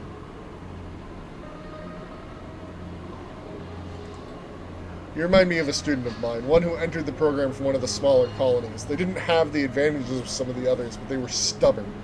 Stubborn as hell. By the end of the program, they were the most skilled of their peers. They didn't get the best assignment, maybe because they didn't spend much time making the kind of connections that would help you get there. That didn't matter, because I knew they would make the best of anything they set themselves to do. Singers are stubborn, Sleeper. We aren't going to change easily. We won't forgive easily or take help easily, but we'll hold strong. You can count on us for that. When you see Soul again, you can tell him that. You can tell him how the crews of Ember's Song operate. Tell him we will resist. If that means resisting Hearth's imperialist ambitions, so be it. If it means resisting the Flux, so be it. And if it means to you, as you have, help others resist those same pressures, so be it. Then tell him to leave us alone.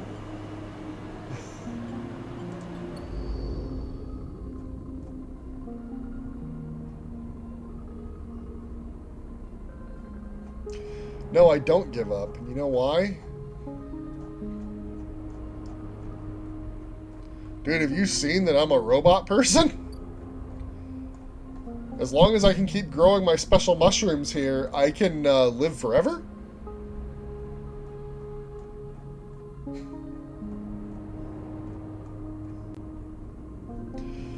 Alright, Soul. When you arrive at the bridge of the Pilgrim Seed, Soul is waiting for you. You wouldn't believe the messages that have come through in the past few cycles, Sleeper. The ship from Steppe has sent a goodwill gesture, a whole cache of supplies from their own farms. Not sure how we'll use them, but the gesture is a welcome one. Song, meanwhile, are apparently accepting supplies again, although a little reticently, if I may say so. I don't expect them to change anytime soon, it should be said. What I'm wondering, Sleeper, is what part you had in all this. I helped where I could. I've come to expect that of you, Sleeper. Are you a tool to be used or an ally? It can be hard to tell. I want to show you something. He leads you along the axis of the ship towards the engines, clanking of his suit accompanied by the constant hammering and welding that fills the echoey bulkheads of the Pilgrim Seed at all hours. With the cordon lifted and shuttles able to go out to salvage scrap and barter for supplies, the ship has become a place of transformation, moving towards some state yet to be revealed to you. You look at Soul. What is his plan here? What is he preparing the Pilgrim Seed for? Or are his sharp eyes simply focused on making it through the next cycle? Suddenly Soul stops in front of a huge bulkhead door, like the seal on the front of a dry dock hangar. He signals to someone in a cabin high up attached to the wall, and they begin the process of opening it up. The Pilgrim Seed was built as a short-range freight carrier, you know? We built it to ship the entire harvest from thousands of farms to the silos at Pasero. When we realized we'd need to leave, it was the biggest ship we could muster. And somehow she's carried us all the way out here.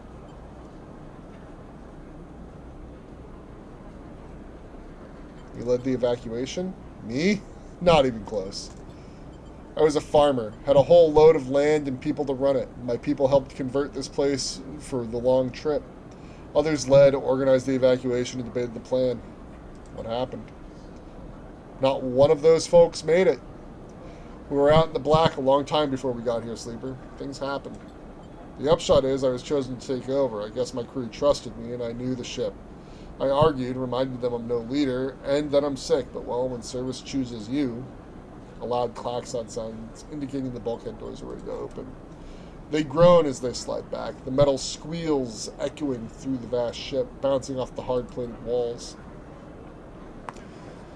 At first, all you see is darkness, then the lights go on, the huge strips that stretch back and back as far as you can see. The space in front of you, a vast bay bigger than any you have ever seen, is empty. When we left Hearth, we didn't have the time or resources to convert the entire ship.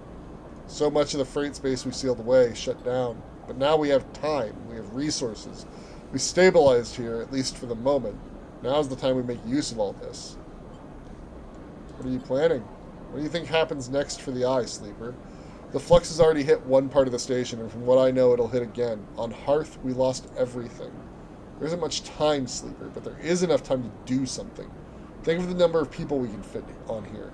The farming stacks, the housing, hell, we can plant some of these mushrooms you love so much.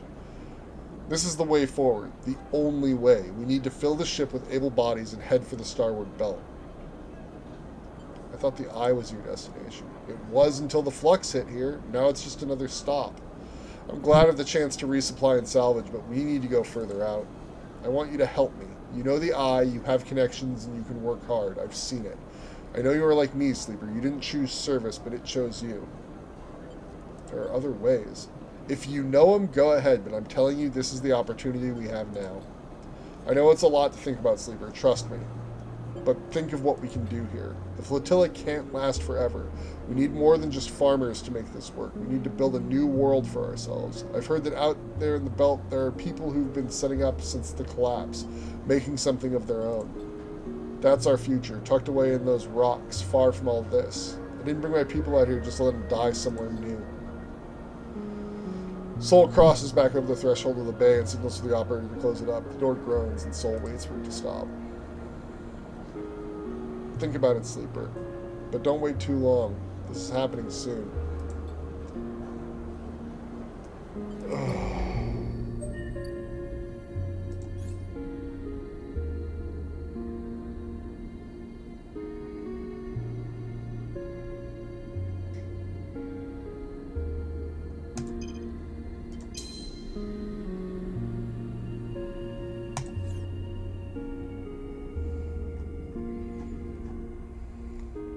You know, well, we don't know what the flux is yet, so who knows what the flux will do. I'm gonna reroll all those. Oh, that was a great reroll across to the rim.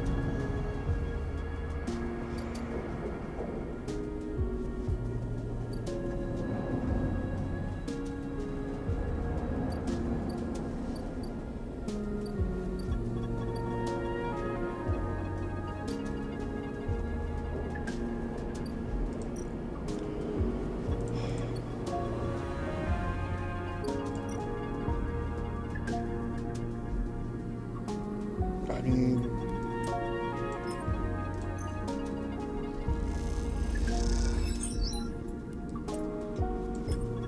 let's get them out of here before it gets bad.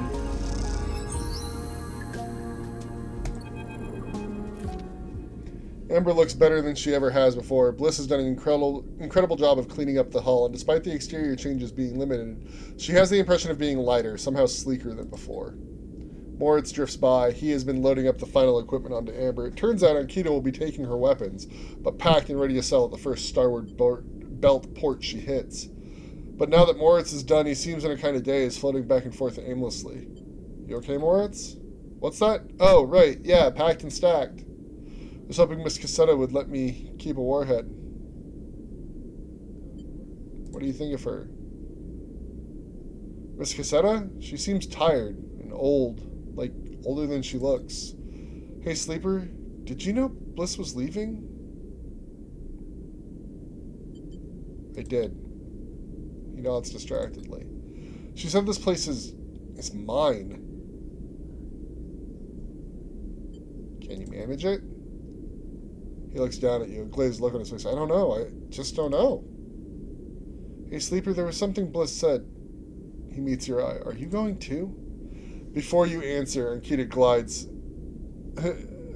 into the bay, a massive crate on her shoulder. Sleeper, you coming or what? Bliss is already on board. She stops at the terminal, holding herself in place.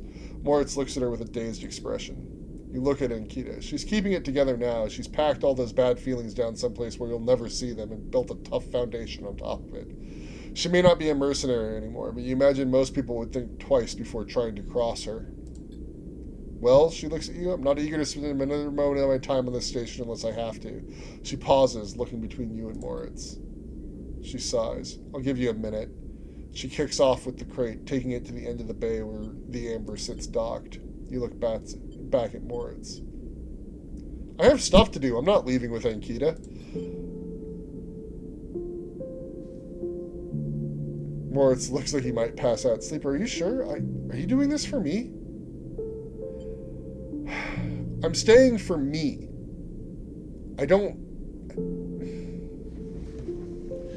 We were talking about escape. Escape was our initial goal, right? And we talked about this briefly, but like, we've tied ourselves to this place via connection, right? Like, there are people here, entities here. Like, Bliss needs to leave. That's her choice. People will stay and go, but I'm not ready to leave yet. I'm staying for me. All right, then. You're staying. He grins. The final crate stood. You're staying in, Sleeper? That's right. Well, okay then. One less mouth to feed.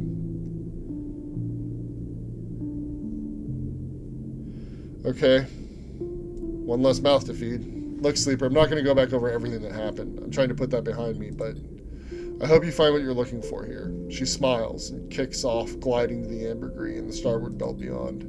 You both watch in silence as Amber's drives fire up. I guess this is our place now, says Moritz, the weight of everything suddenly hitting him.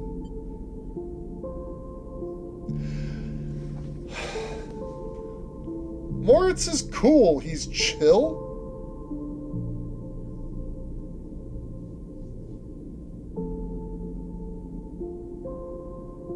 He understands, like, opportunity. But it's his place, right? Bliss gave this to him. Your place. Okay. But I'll need some help from time to time. You both stay for a while to watch Amber and Bliss and Ankita leave, and then Moritz goes to the Drax to finally implement a new organizational system, and you head out, promising to be back to check on things soon. As you glide around the soft curve of the hub, you catch glimpses of the distant stars flickering through the windows. They are beautiful, it's true, but by now you think of them as a distraction. In your time on the Eye, you've realized there's nothing out there waiting for you, no fresh starts and no bright futures, just a whole load of problems you haven't found yet. No, your place is here, among the people you know, and the problems you know. You wish Ankita and Bliss the best of luck out in the belt, but as you do, you focus on the Eye, on the vast spinning rim that rotates around its hub, on its buildings and flashing lights, and on its people and places. This is your home, and for now, it contains all the features you need. Game's gonna play credits again. I received an achievement with the line, everything can be fixed with enough time.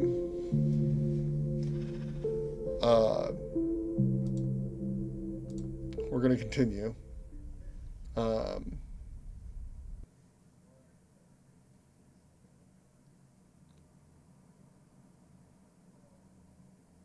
not ready to abandon the Eye yet. Navigator's here. Gardener's here. Next round is yours. Moritz arrives at the table with a couple of steel drink canisters, typical of the hub's only bar, the Gimbal Lounge. He settles into the webbing beside the table and clunks them down onto the magnetic table. This place, you have decided, is ridiculous.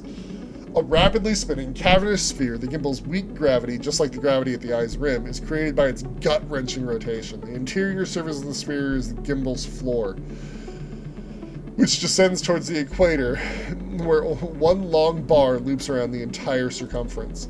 Tumbling out from that central ring are an array of booths and seating arrangements, equipped with all kinds of harnesses and webbing to keep customers in place.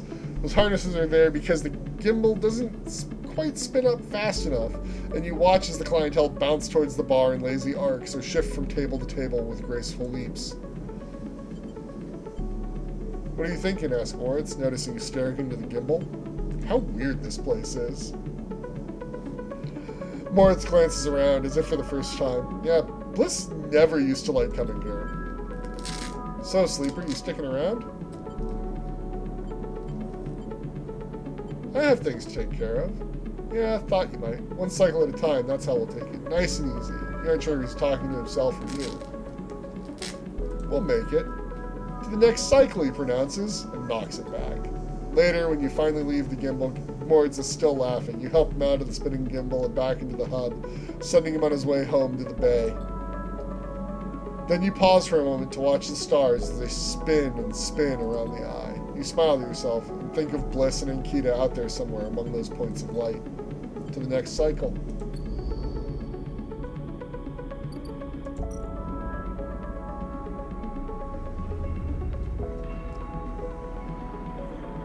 And so now we can go do work. Wow, this is a good job. It pays well. Moritz is nice. Descend to the rim.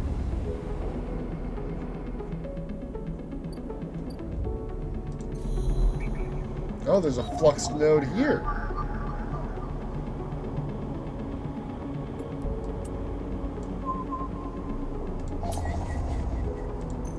I will take this. Any more flux nodes? Oh, there is. Okay. We're gonna need to address those.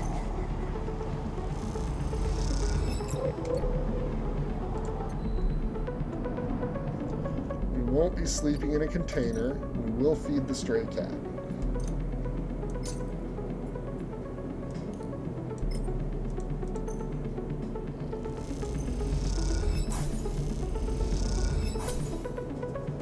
End cycle. Man. Oh, good dice rolls. Alright, so we've got options on things to do, I imagine.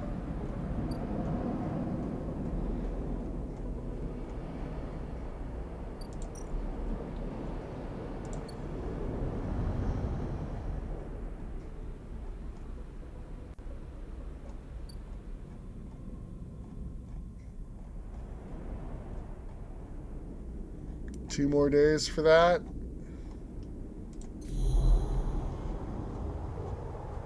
Alright. Keep an eye out for flux nodes. Greenway's fine.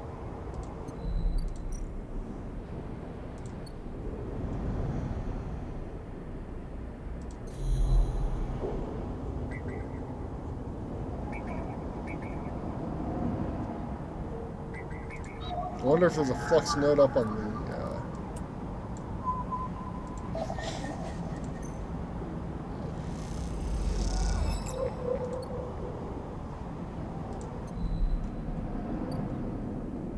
hub. Should probably go check, eh?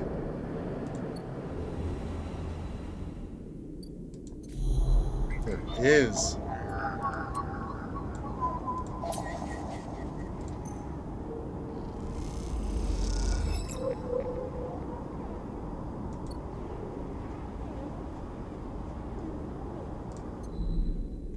Alright.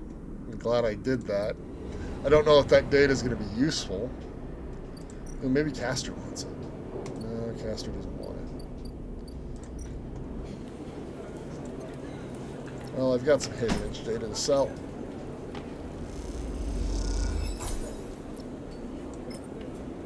Haven? Haven?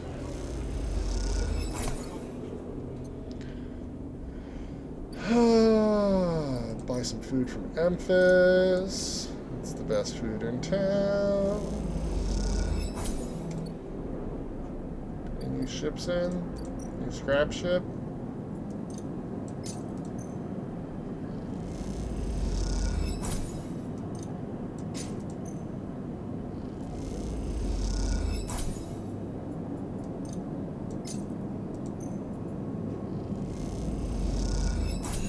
There we go.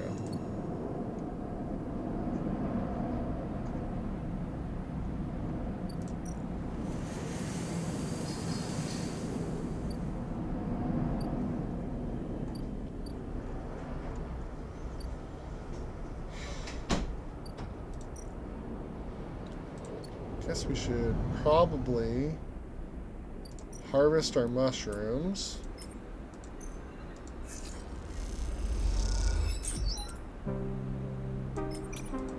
Since that's so useful to us.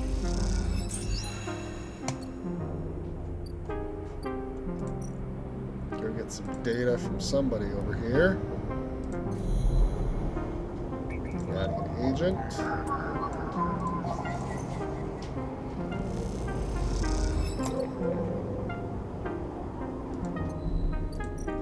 Feed the cat.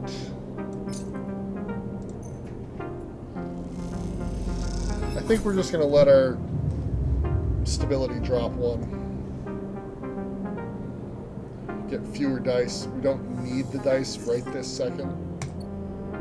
We don't have a lot of pressing things to do.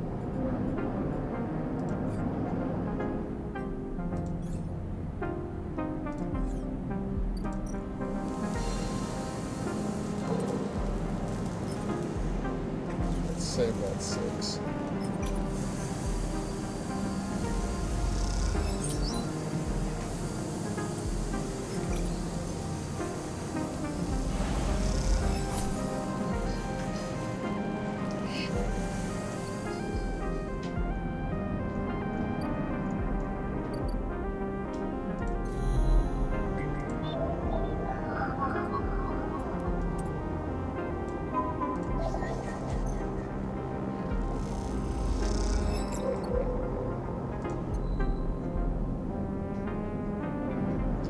I do wish that there was more overlap with the various characters in the game, right? Like, it's like, hey, I know people that can help you.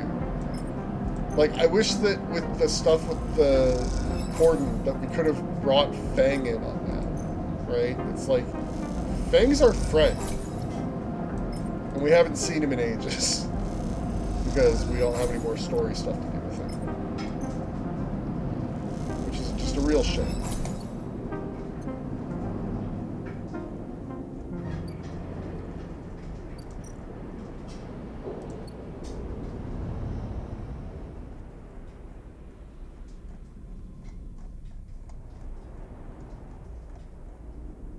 One more day for that.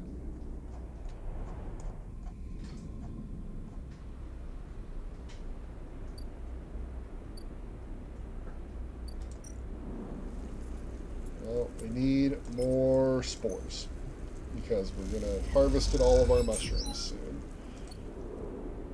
Not quite there yet. Oh wait, no, we are there. Dang. We need one more thing of spores.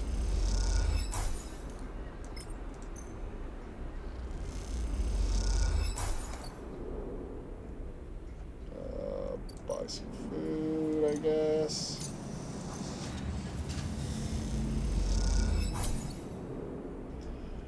Let's go take a nap.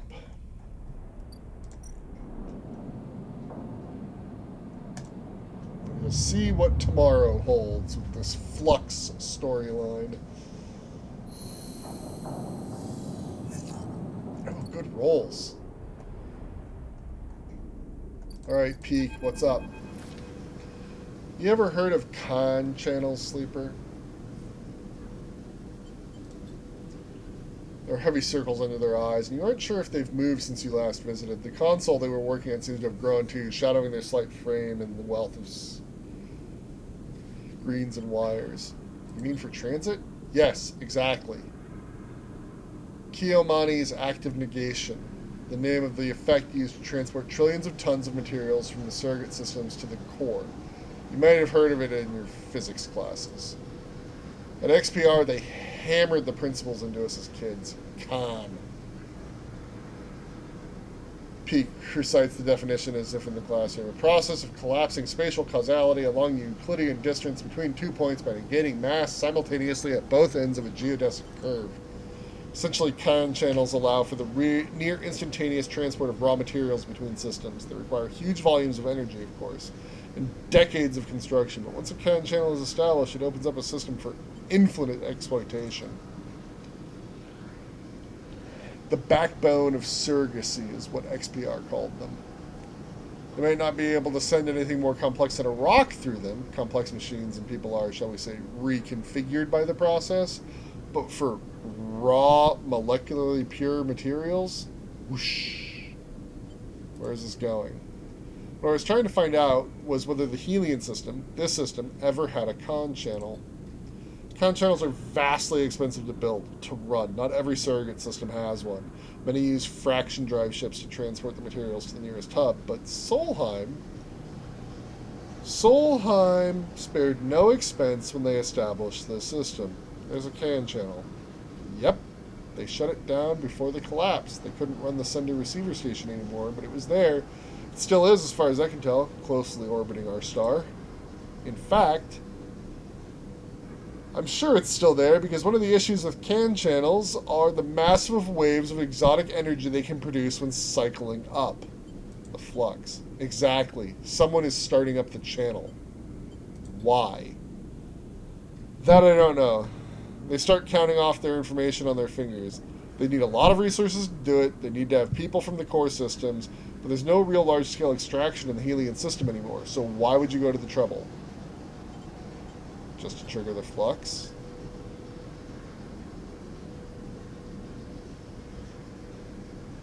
Peak rubs the red eyes. The flux, the wave the can effect produces, is a side effect. A problematic one, but it isn't a destructive force. If it was, the core systems would have never been able to use it.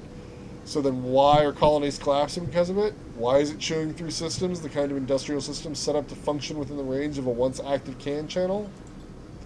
The moons of Ember have been terraforming since before the collapse. They would have had to deal with the flux, yet everything we have heard from the refugees says it brought down every system they had. Those vast a-casual highways that prop up the core systems and their endless appetite for resources. This system has been quiet for decades. Solheim collapsed. Most corporations gave up their claims, and apart from the Celis ships that came to begin work on the sidereal horizon, no one from the core has come here in all that time. You shiver as you imagine the attention of the core, the systems of logic and exploitation that created you, created your suffering, turning towards the Helian system, a floodlight turned to this dark corner. A shrill bleep catches your attention, and Peak rushes to a screen, one showing a crude map of the station. On its individual markers begin to flare up with insistent chirps. Peak looks puzzled for a moment, and then their face drops. No, no, no! This doesn't make any sense! What's happening? The flux nodes are appearing elsewhere on the station. I set the system to alert me to other flux nodes near the epicenter of the flux event. These are everywhere. The hub, the low end, the shipyard. How can this happen? The only reason we saw flux nodes here is because it was the most rundown part of the station. They were barely shielded, but others appearing? So far after the event? You're going to need to give me data from those nodes, and quickly. I'll keep looking at what I have here, but I need to know why they're popping up everywhere. Right now? Right now. Hey! Good news, buddy! I already did it.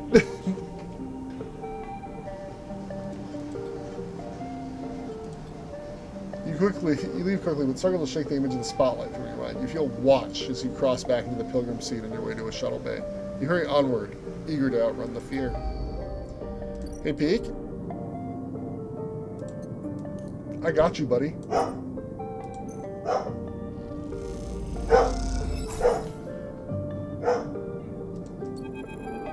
First one.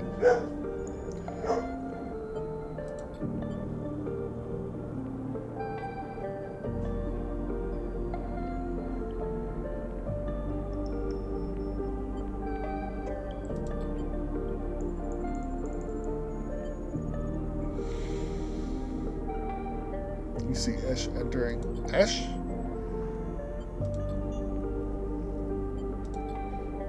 How's the weapon hunt? Peak asks without turning from their screen.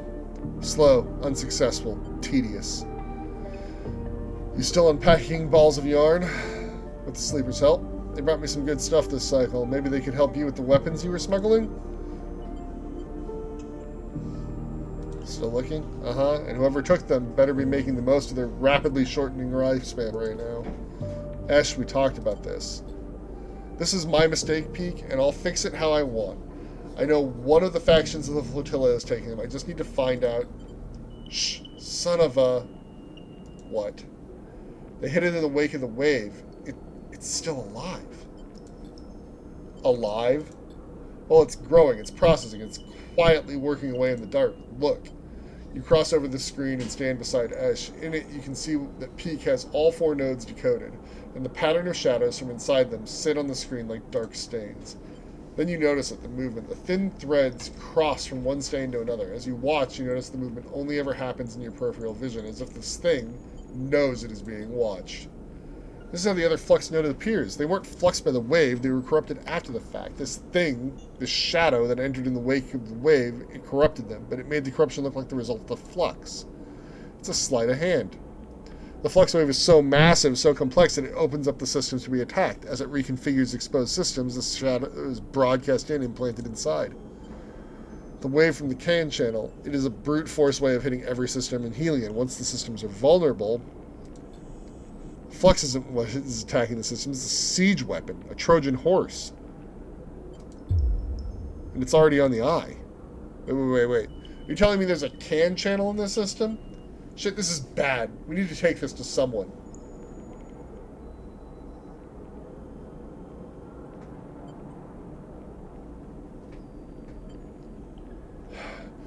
Can I take it to Fang? The systems engineer who knows and trusts me?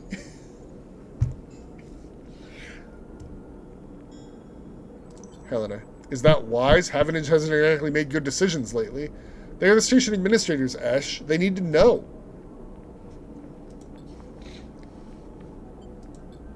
I need more time. I need to look at solutions, try to build a case, collate the evidence. We messed this up.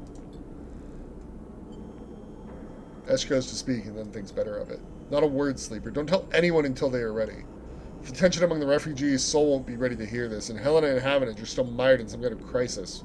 We tell Havenage they are likely to react badly. Even with the flotilla stabilized, Sol is also not going to react well to this. I need time to build a case. You are too twisted up in this, Peak. This is not our place. We don't... Oh, stop, Ash. Stop. Oh, boy.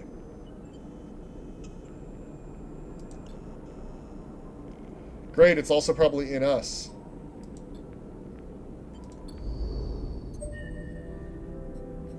Great. So, 2 days.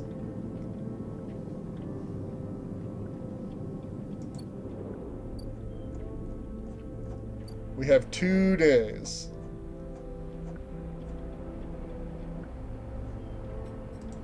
We have only 1 point. That is not enough for an upgrade. Don't lie to me, game. Let's see. We needed more spores. We only need 1 spore.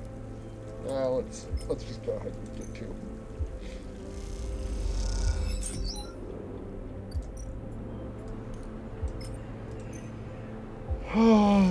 Wow. Well, hey everybody, the world's about to end.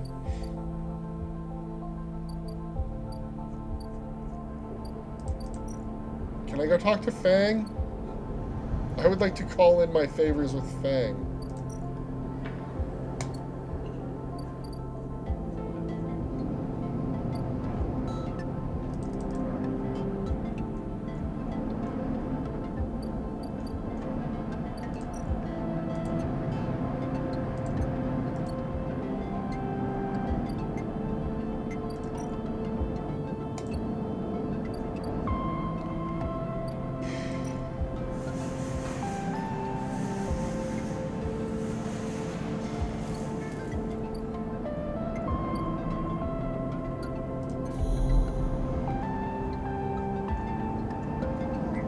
What I need is Navigator to come back and talk to me.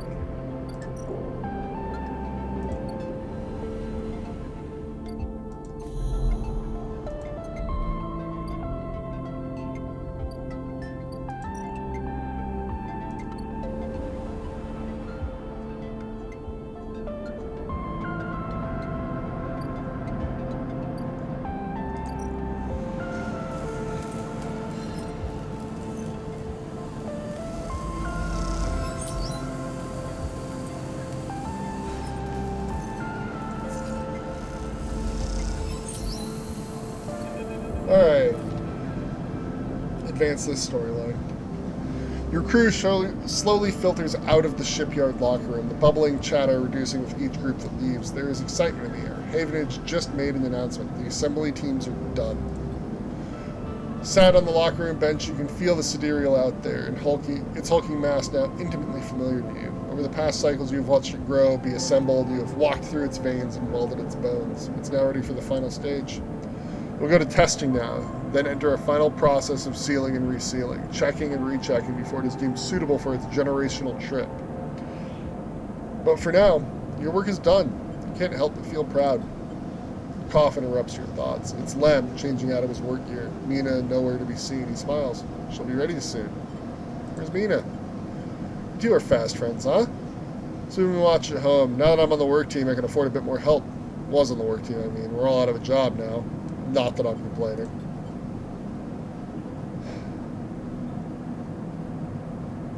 Lem comes to sit by you on the bench. She's got to be your best shape when she carries you, Mina and me, out of here. I'm not so sure. We'll see. No use in wondering what if, until the draw anyway, and there's a few cycles till then. Lem is right, but the odds seem unlikely anyway. How many are working in the shipyard? Hundreds? 1,000? You certainly see more faces than you can count pass through. And are the Celis Foundation even going to keep their promise? Out here on the Eye, you get the sense that no one will hold them to it. Why else would they be building the sidereal in a surrogate system? As you think, Lem watches you with a worried look. How's Mina doing? Lem is surprised by the question and smiles. She's doing well. She misses having you over, actually. I need to get you two together again soon, especially now I won't see you here either. She's pretty stuck on you, actually. She told me the other cycle that she doesn't want to go unless you can come too. You ever been in a thunderstorm sleeper? A real big one? I don't remember. It's something else. The sound, the smell, the rain hammering down, the whole sky stretched out and bruised, roaring and huge. The place I was born, New Pembroke, a dry old rock in a Conway system, had 2 seasons. One was as dry as bone, dusty, ugly. The other was one long storm, a side effect of the terraforming efforts, they said. Rain used to rattle off the roofs like bullets. It would wash the dust away, turn the streets to rivers. It would sing us to sleep and wake us in the morning. We'd wait half a year just to see it again. The best day was the one when the first drops fell. Some days I wake up swearing I can hear it again. I was thinking, Mina has never seen a storm, never even felt rain. She's grown up here, the ring her only horizon, always in the dark. I want to change that for her.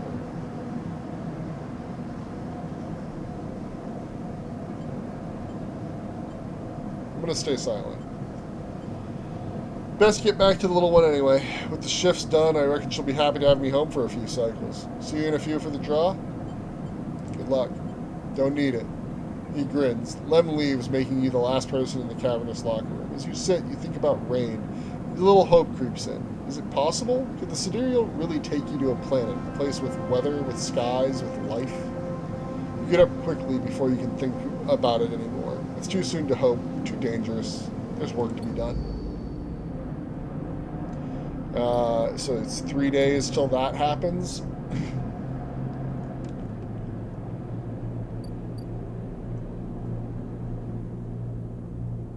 Go see Emphas and get some food. Hi, Emphas. Thank you for the food.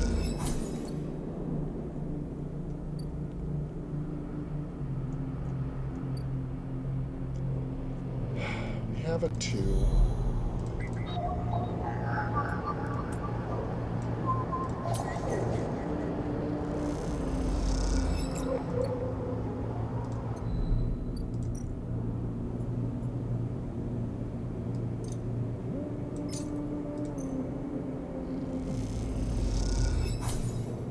Alright. Well, I think that's a good place to end. We gotta, once again, we're sitting with a bunch of clocks, ready to go, counting down what we've got to do. We gotta win a ticket on the sidereal. I don't know that I want it, right? Like, the eye is unique to me. And also, if I leave, can't protect it from the flux. You don't trust the sidereal? I mean, what I think you mean to say is you don't trust the corporation that runs the sidereal, which is fair. You shouldn't. If we've learned nothing from all of these mega corporations, they all suck out loud. Which is true in real life too, everybody. But we will call it a night for the stream and, you know, do what we can next time.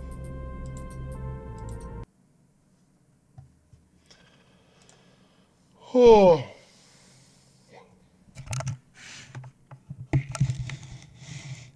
It's hard out there in the black. 10,000 tons of spinning metal all alone in the night.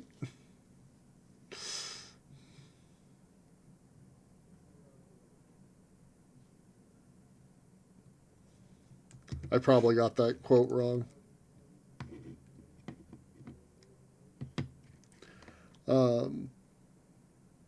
But yeah, like, I think we're... No, I know that line. Come on. Come on. But what's the weight of Babylon 5? 100,000 tons of metal or something. Like, I don't remember I remember, like, the feeling of the cadence. I just don't remember the words.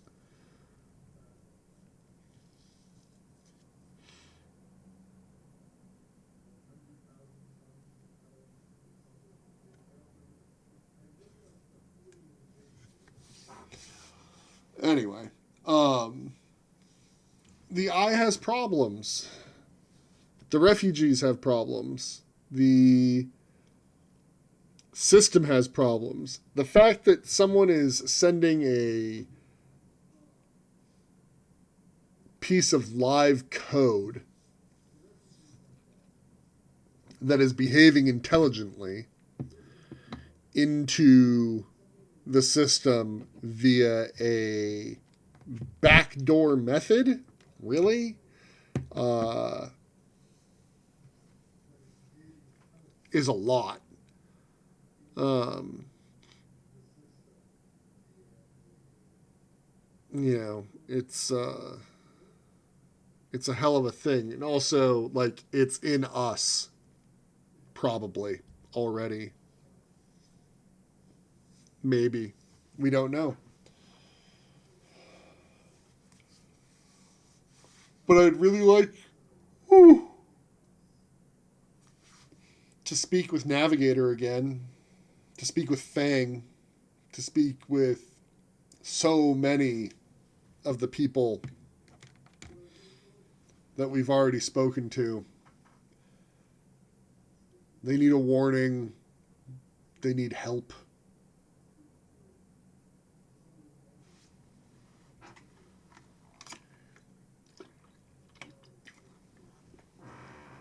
No, Fang didn't die. It's just that we finished his storyline, right? And the game doesn't have him there for us to talk to anymore. Um, like a lot of the characters have ended up that way for us. You know, the bounty hunter whose name I've forgotten because he's a POS, like he vanished, he ran away. Um, we can't speak to a lot of people that we've done things with anymore. It's like I actually prefer the ones like Castor and Moritz, where it's like, you know, there's Moritz has Bliss's Bay so that we can go there and do side jobs and he can hang out with us like in the background. Um, Castor, like he doesn't have anything else for us to do. We've done exactly what he asked, but he's still there, right? Like he's an entity that we could like swing by and be like, "Hey, how's it going? Let's play a game," right? Of Tavla. Um, but like Rabia and Sabine are gone now. Like they're taking care of Yadigan stuff, and meh, 2,500,000 tons of rotating metal. Spinning metal or rotating metal?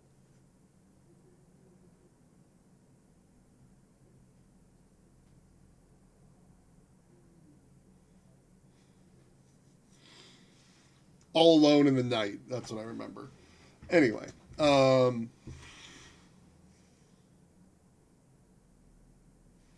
yeah, spinning metal. All Alone in the Night. And then later, All Alone in the Dark. Because they changed the opening for Babylon 5 across the seasons. It doesn't remain the same. I know that much.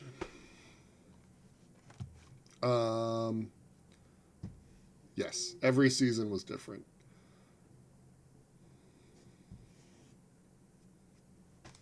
But we're actually approaching the end of a number of storylines here in Citizen Sleeper. The I do know how the sidereal one plays out, as I have done it before. Um, it's sometimes a lot.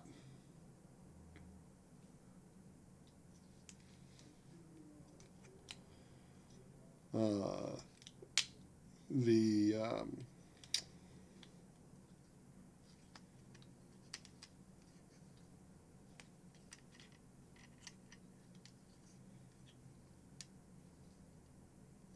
the one with the flux, I don't know. I don't know what's going to happen there.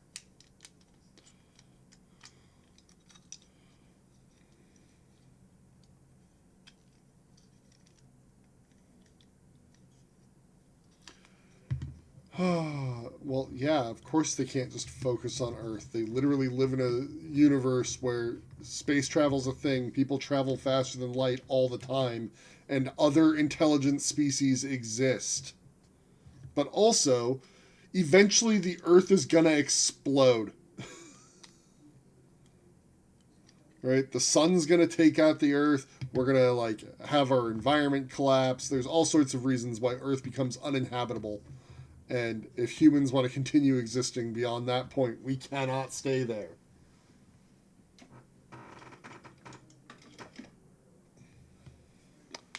Um,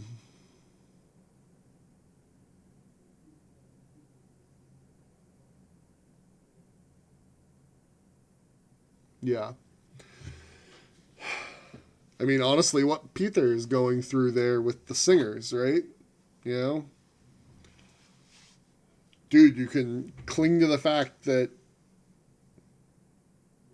you want to be angry, or you can carry on in the memory of those that died and carry on the way of your people, right? It's like, that's fair. Oh, jeez. The nihilism of the universe, right? Um, anyway. Oh, we were talking about the fact that if humans want to survive without the Earth, we have to not be here.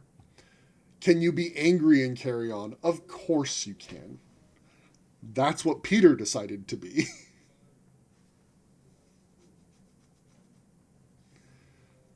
Let's see. What else before we sign off? Ooh. Right. I did finish my last mecha. So the question becomes which one to build next. I have 3 options. And I think I know which one I'm going to do. Pretty sure. But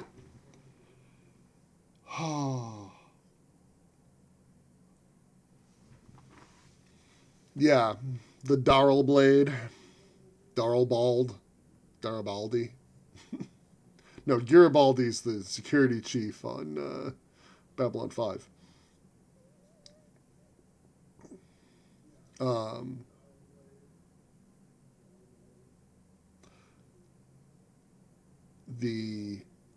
so they have that one. I have 2 other ones. All right, 1 second.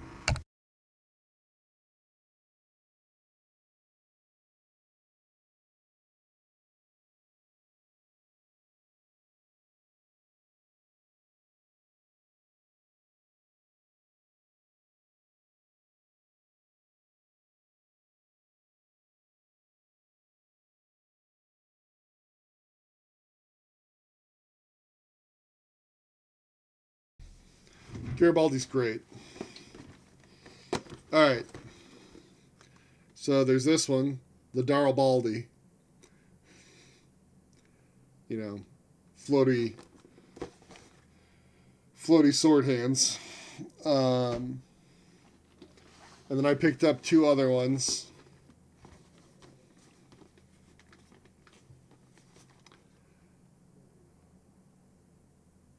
The Grimoire Red Beret, which I don't know if you can see this. One has shin pinchers and then has little buddies that live in its backpack. So, like, that's cool. And those kits are both about the same size, you know, in the 1 to 144 scale. I have another one that's in the same scale, but as you can... It's a little bigger. And this one's a real weirdo. Let's see. You try to get...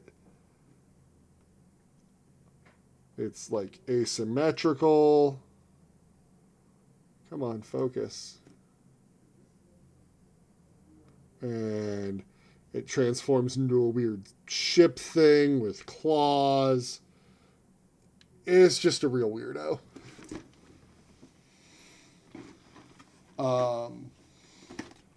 That one's the Bondoc.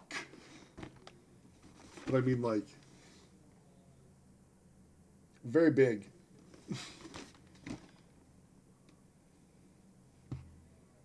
This one's from Universal Century, I guess. Daryl Baldy is from The Witch from Mercury. And then the Grimoire is from Gundam Build Divers, which I think is the series the Plutine is from. I'm not sure.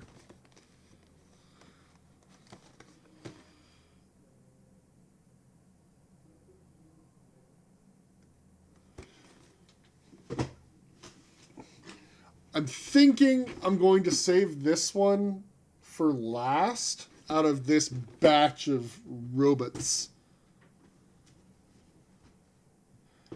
Wait, what do you mean you're old? You recognize none of these? That's okay. Neither did I. I bought them because they were cool looking robots. I see cool robot and I say, ooh, cool robot.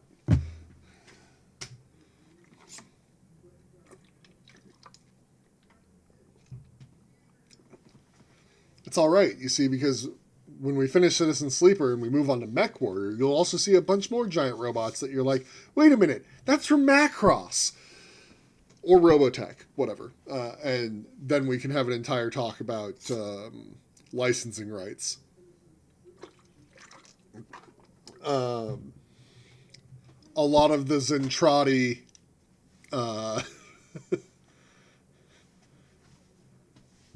command pods were based on their stuff, or the command pods were used as battle mechs. Don't worry about it. But there's also just some, honestly, like, it's just a very different design style in Mech Warrior compared to, like, anime mecha, right? Like, which is interesting to me.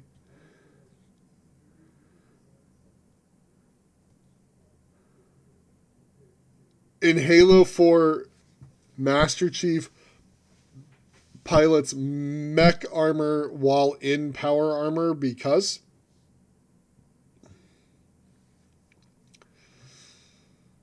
right, he has multiple suits on so that he has something for every occasion, right? Underneath the power armor, he's wearing a full black tie tux, right? Little bow tie. So that he can James Bond it when he, it's like, wait, it's an infiltration mission.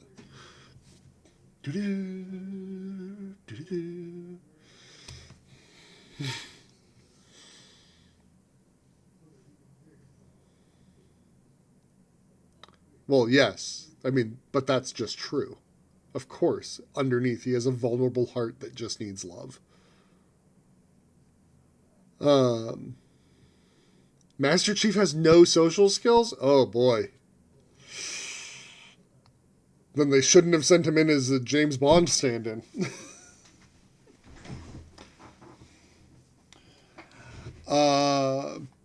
Yeah, I'm just trying to think of like what other, like, it's interesting to me, like, to think about it, because like Gundam, the original Gundam,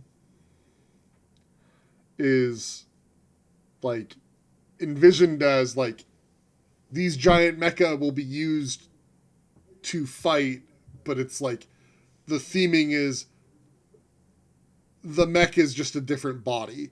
It's still a person, right? And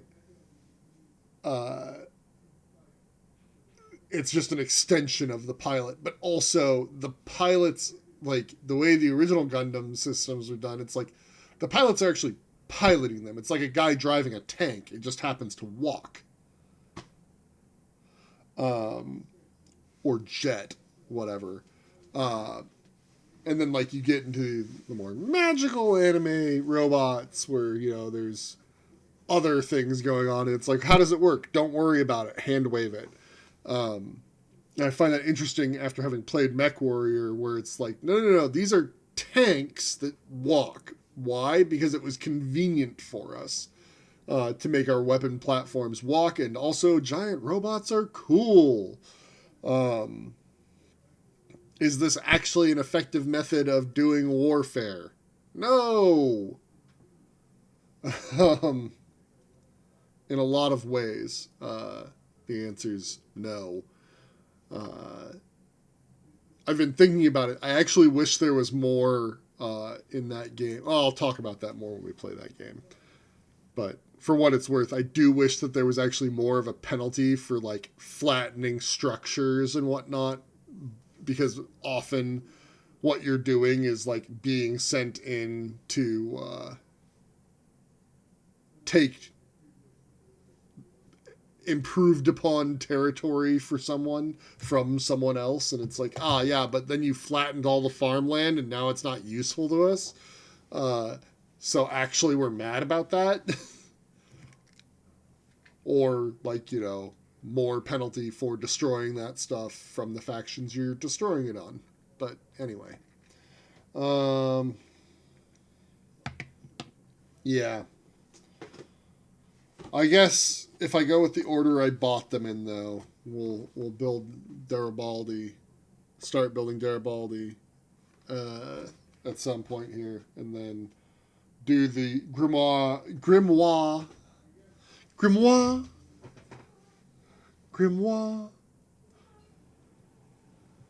um,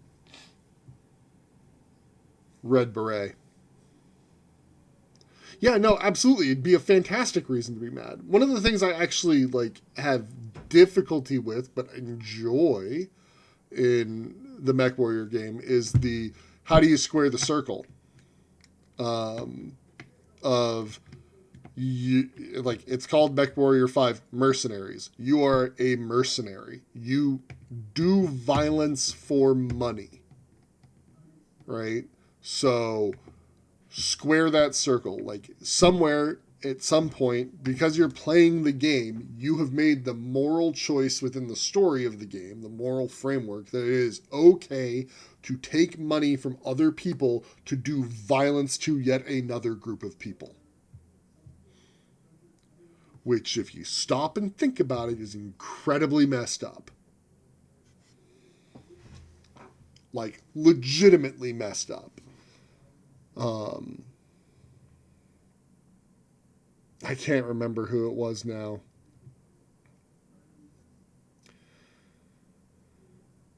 There's a story of in country music, but it was like Willie Nelson's birthday or something, and they were doing a big concert of country music people, and I want to say it was Toby Keith, because isn't he the one who wrote all the incredibly Islamophobic and racist pro-America country songs right after 9/11? I forget the guy that he gave grief to, but there's another singer, leftist, and Keith like made some comment to him as he's getting ready to leave to go out on stage about, keep your politics to yourself. It's not for tonight, right? And he called Keith out on it with, "What did you say to me, boy? Have you ever served your country? Because, unless you've killed another man and then gone to the bank to cash the check Uncle Sam gave you for it, you don't have a room to talk to me about what is and is not appropriate to talk about when it comes to America and how it operates." And I think about that like a lot. It's like, do you ever wrestle with the fact that you killed a man and then take Uncle Sam's money and go cash that check so that you can eat dinner tonight? Because I have. And it's like, oof, dude. No, I've never had to do that. I never want to do that. I don't want anyone to have to do that. And the idea that it's lionized is very weird to me. But anyway, like approaching the morality in games of like, it's honestly what I'm liking a lot about Citizen Sleeper is that like I am approaching it with the morality of I am going to do what I can to make things better. Like I didn't do anything to that bounty hunter that he didn't have coming to himself, right? But I also didn't wish him ill. He was just a guy doing his job. He was a jerk. He was a piece of trash, but like, you know, whatever. You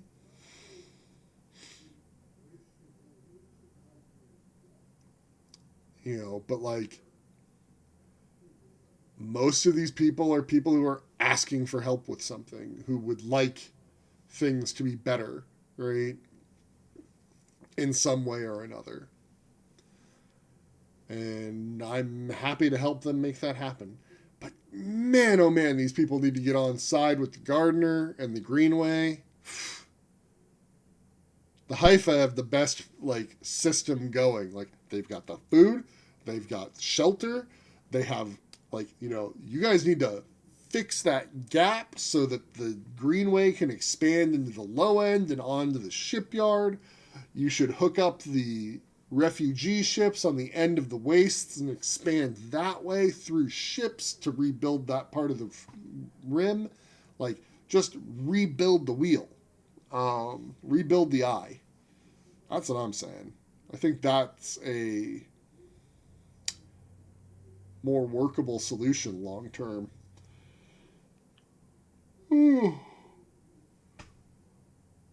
Because Gardner's trying to keep you all alive.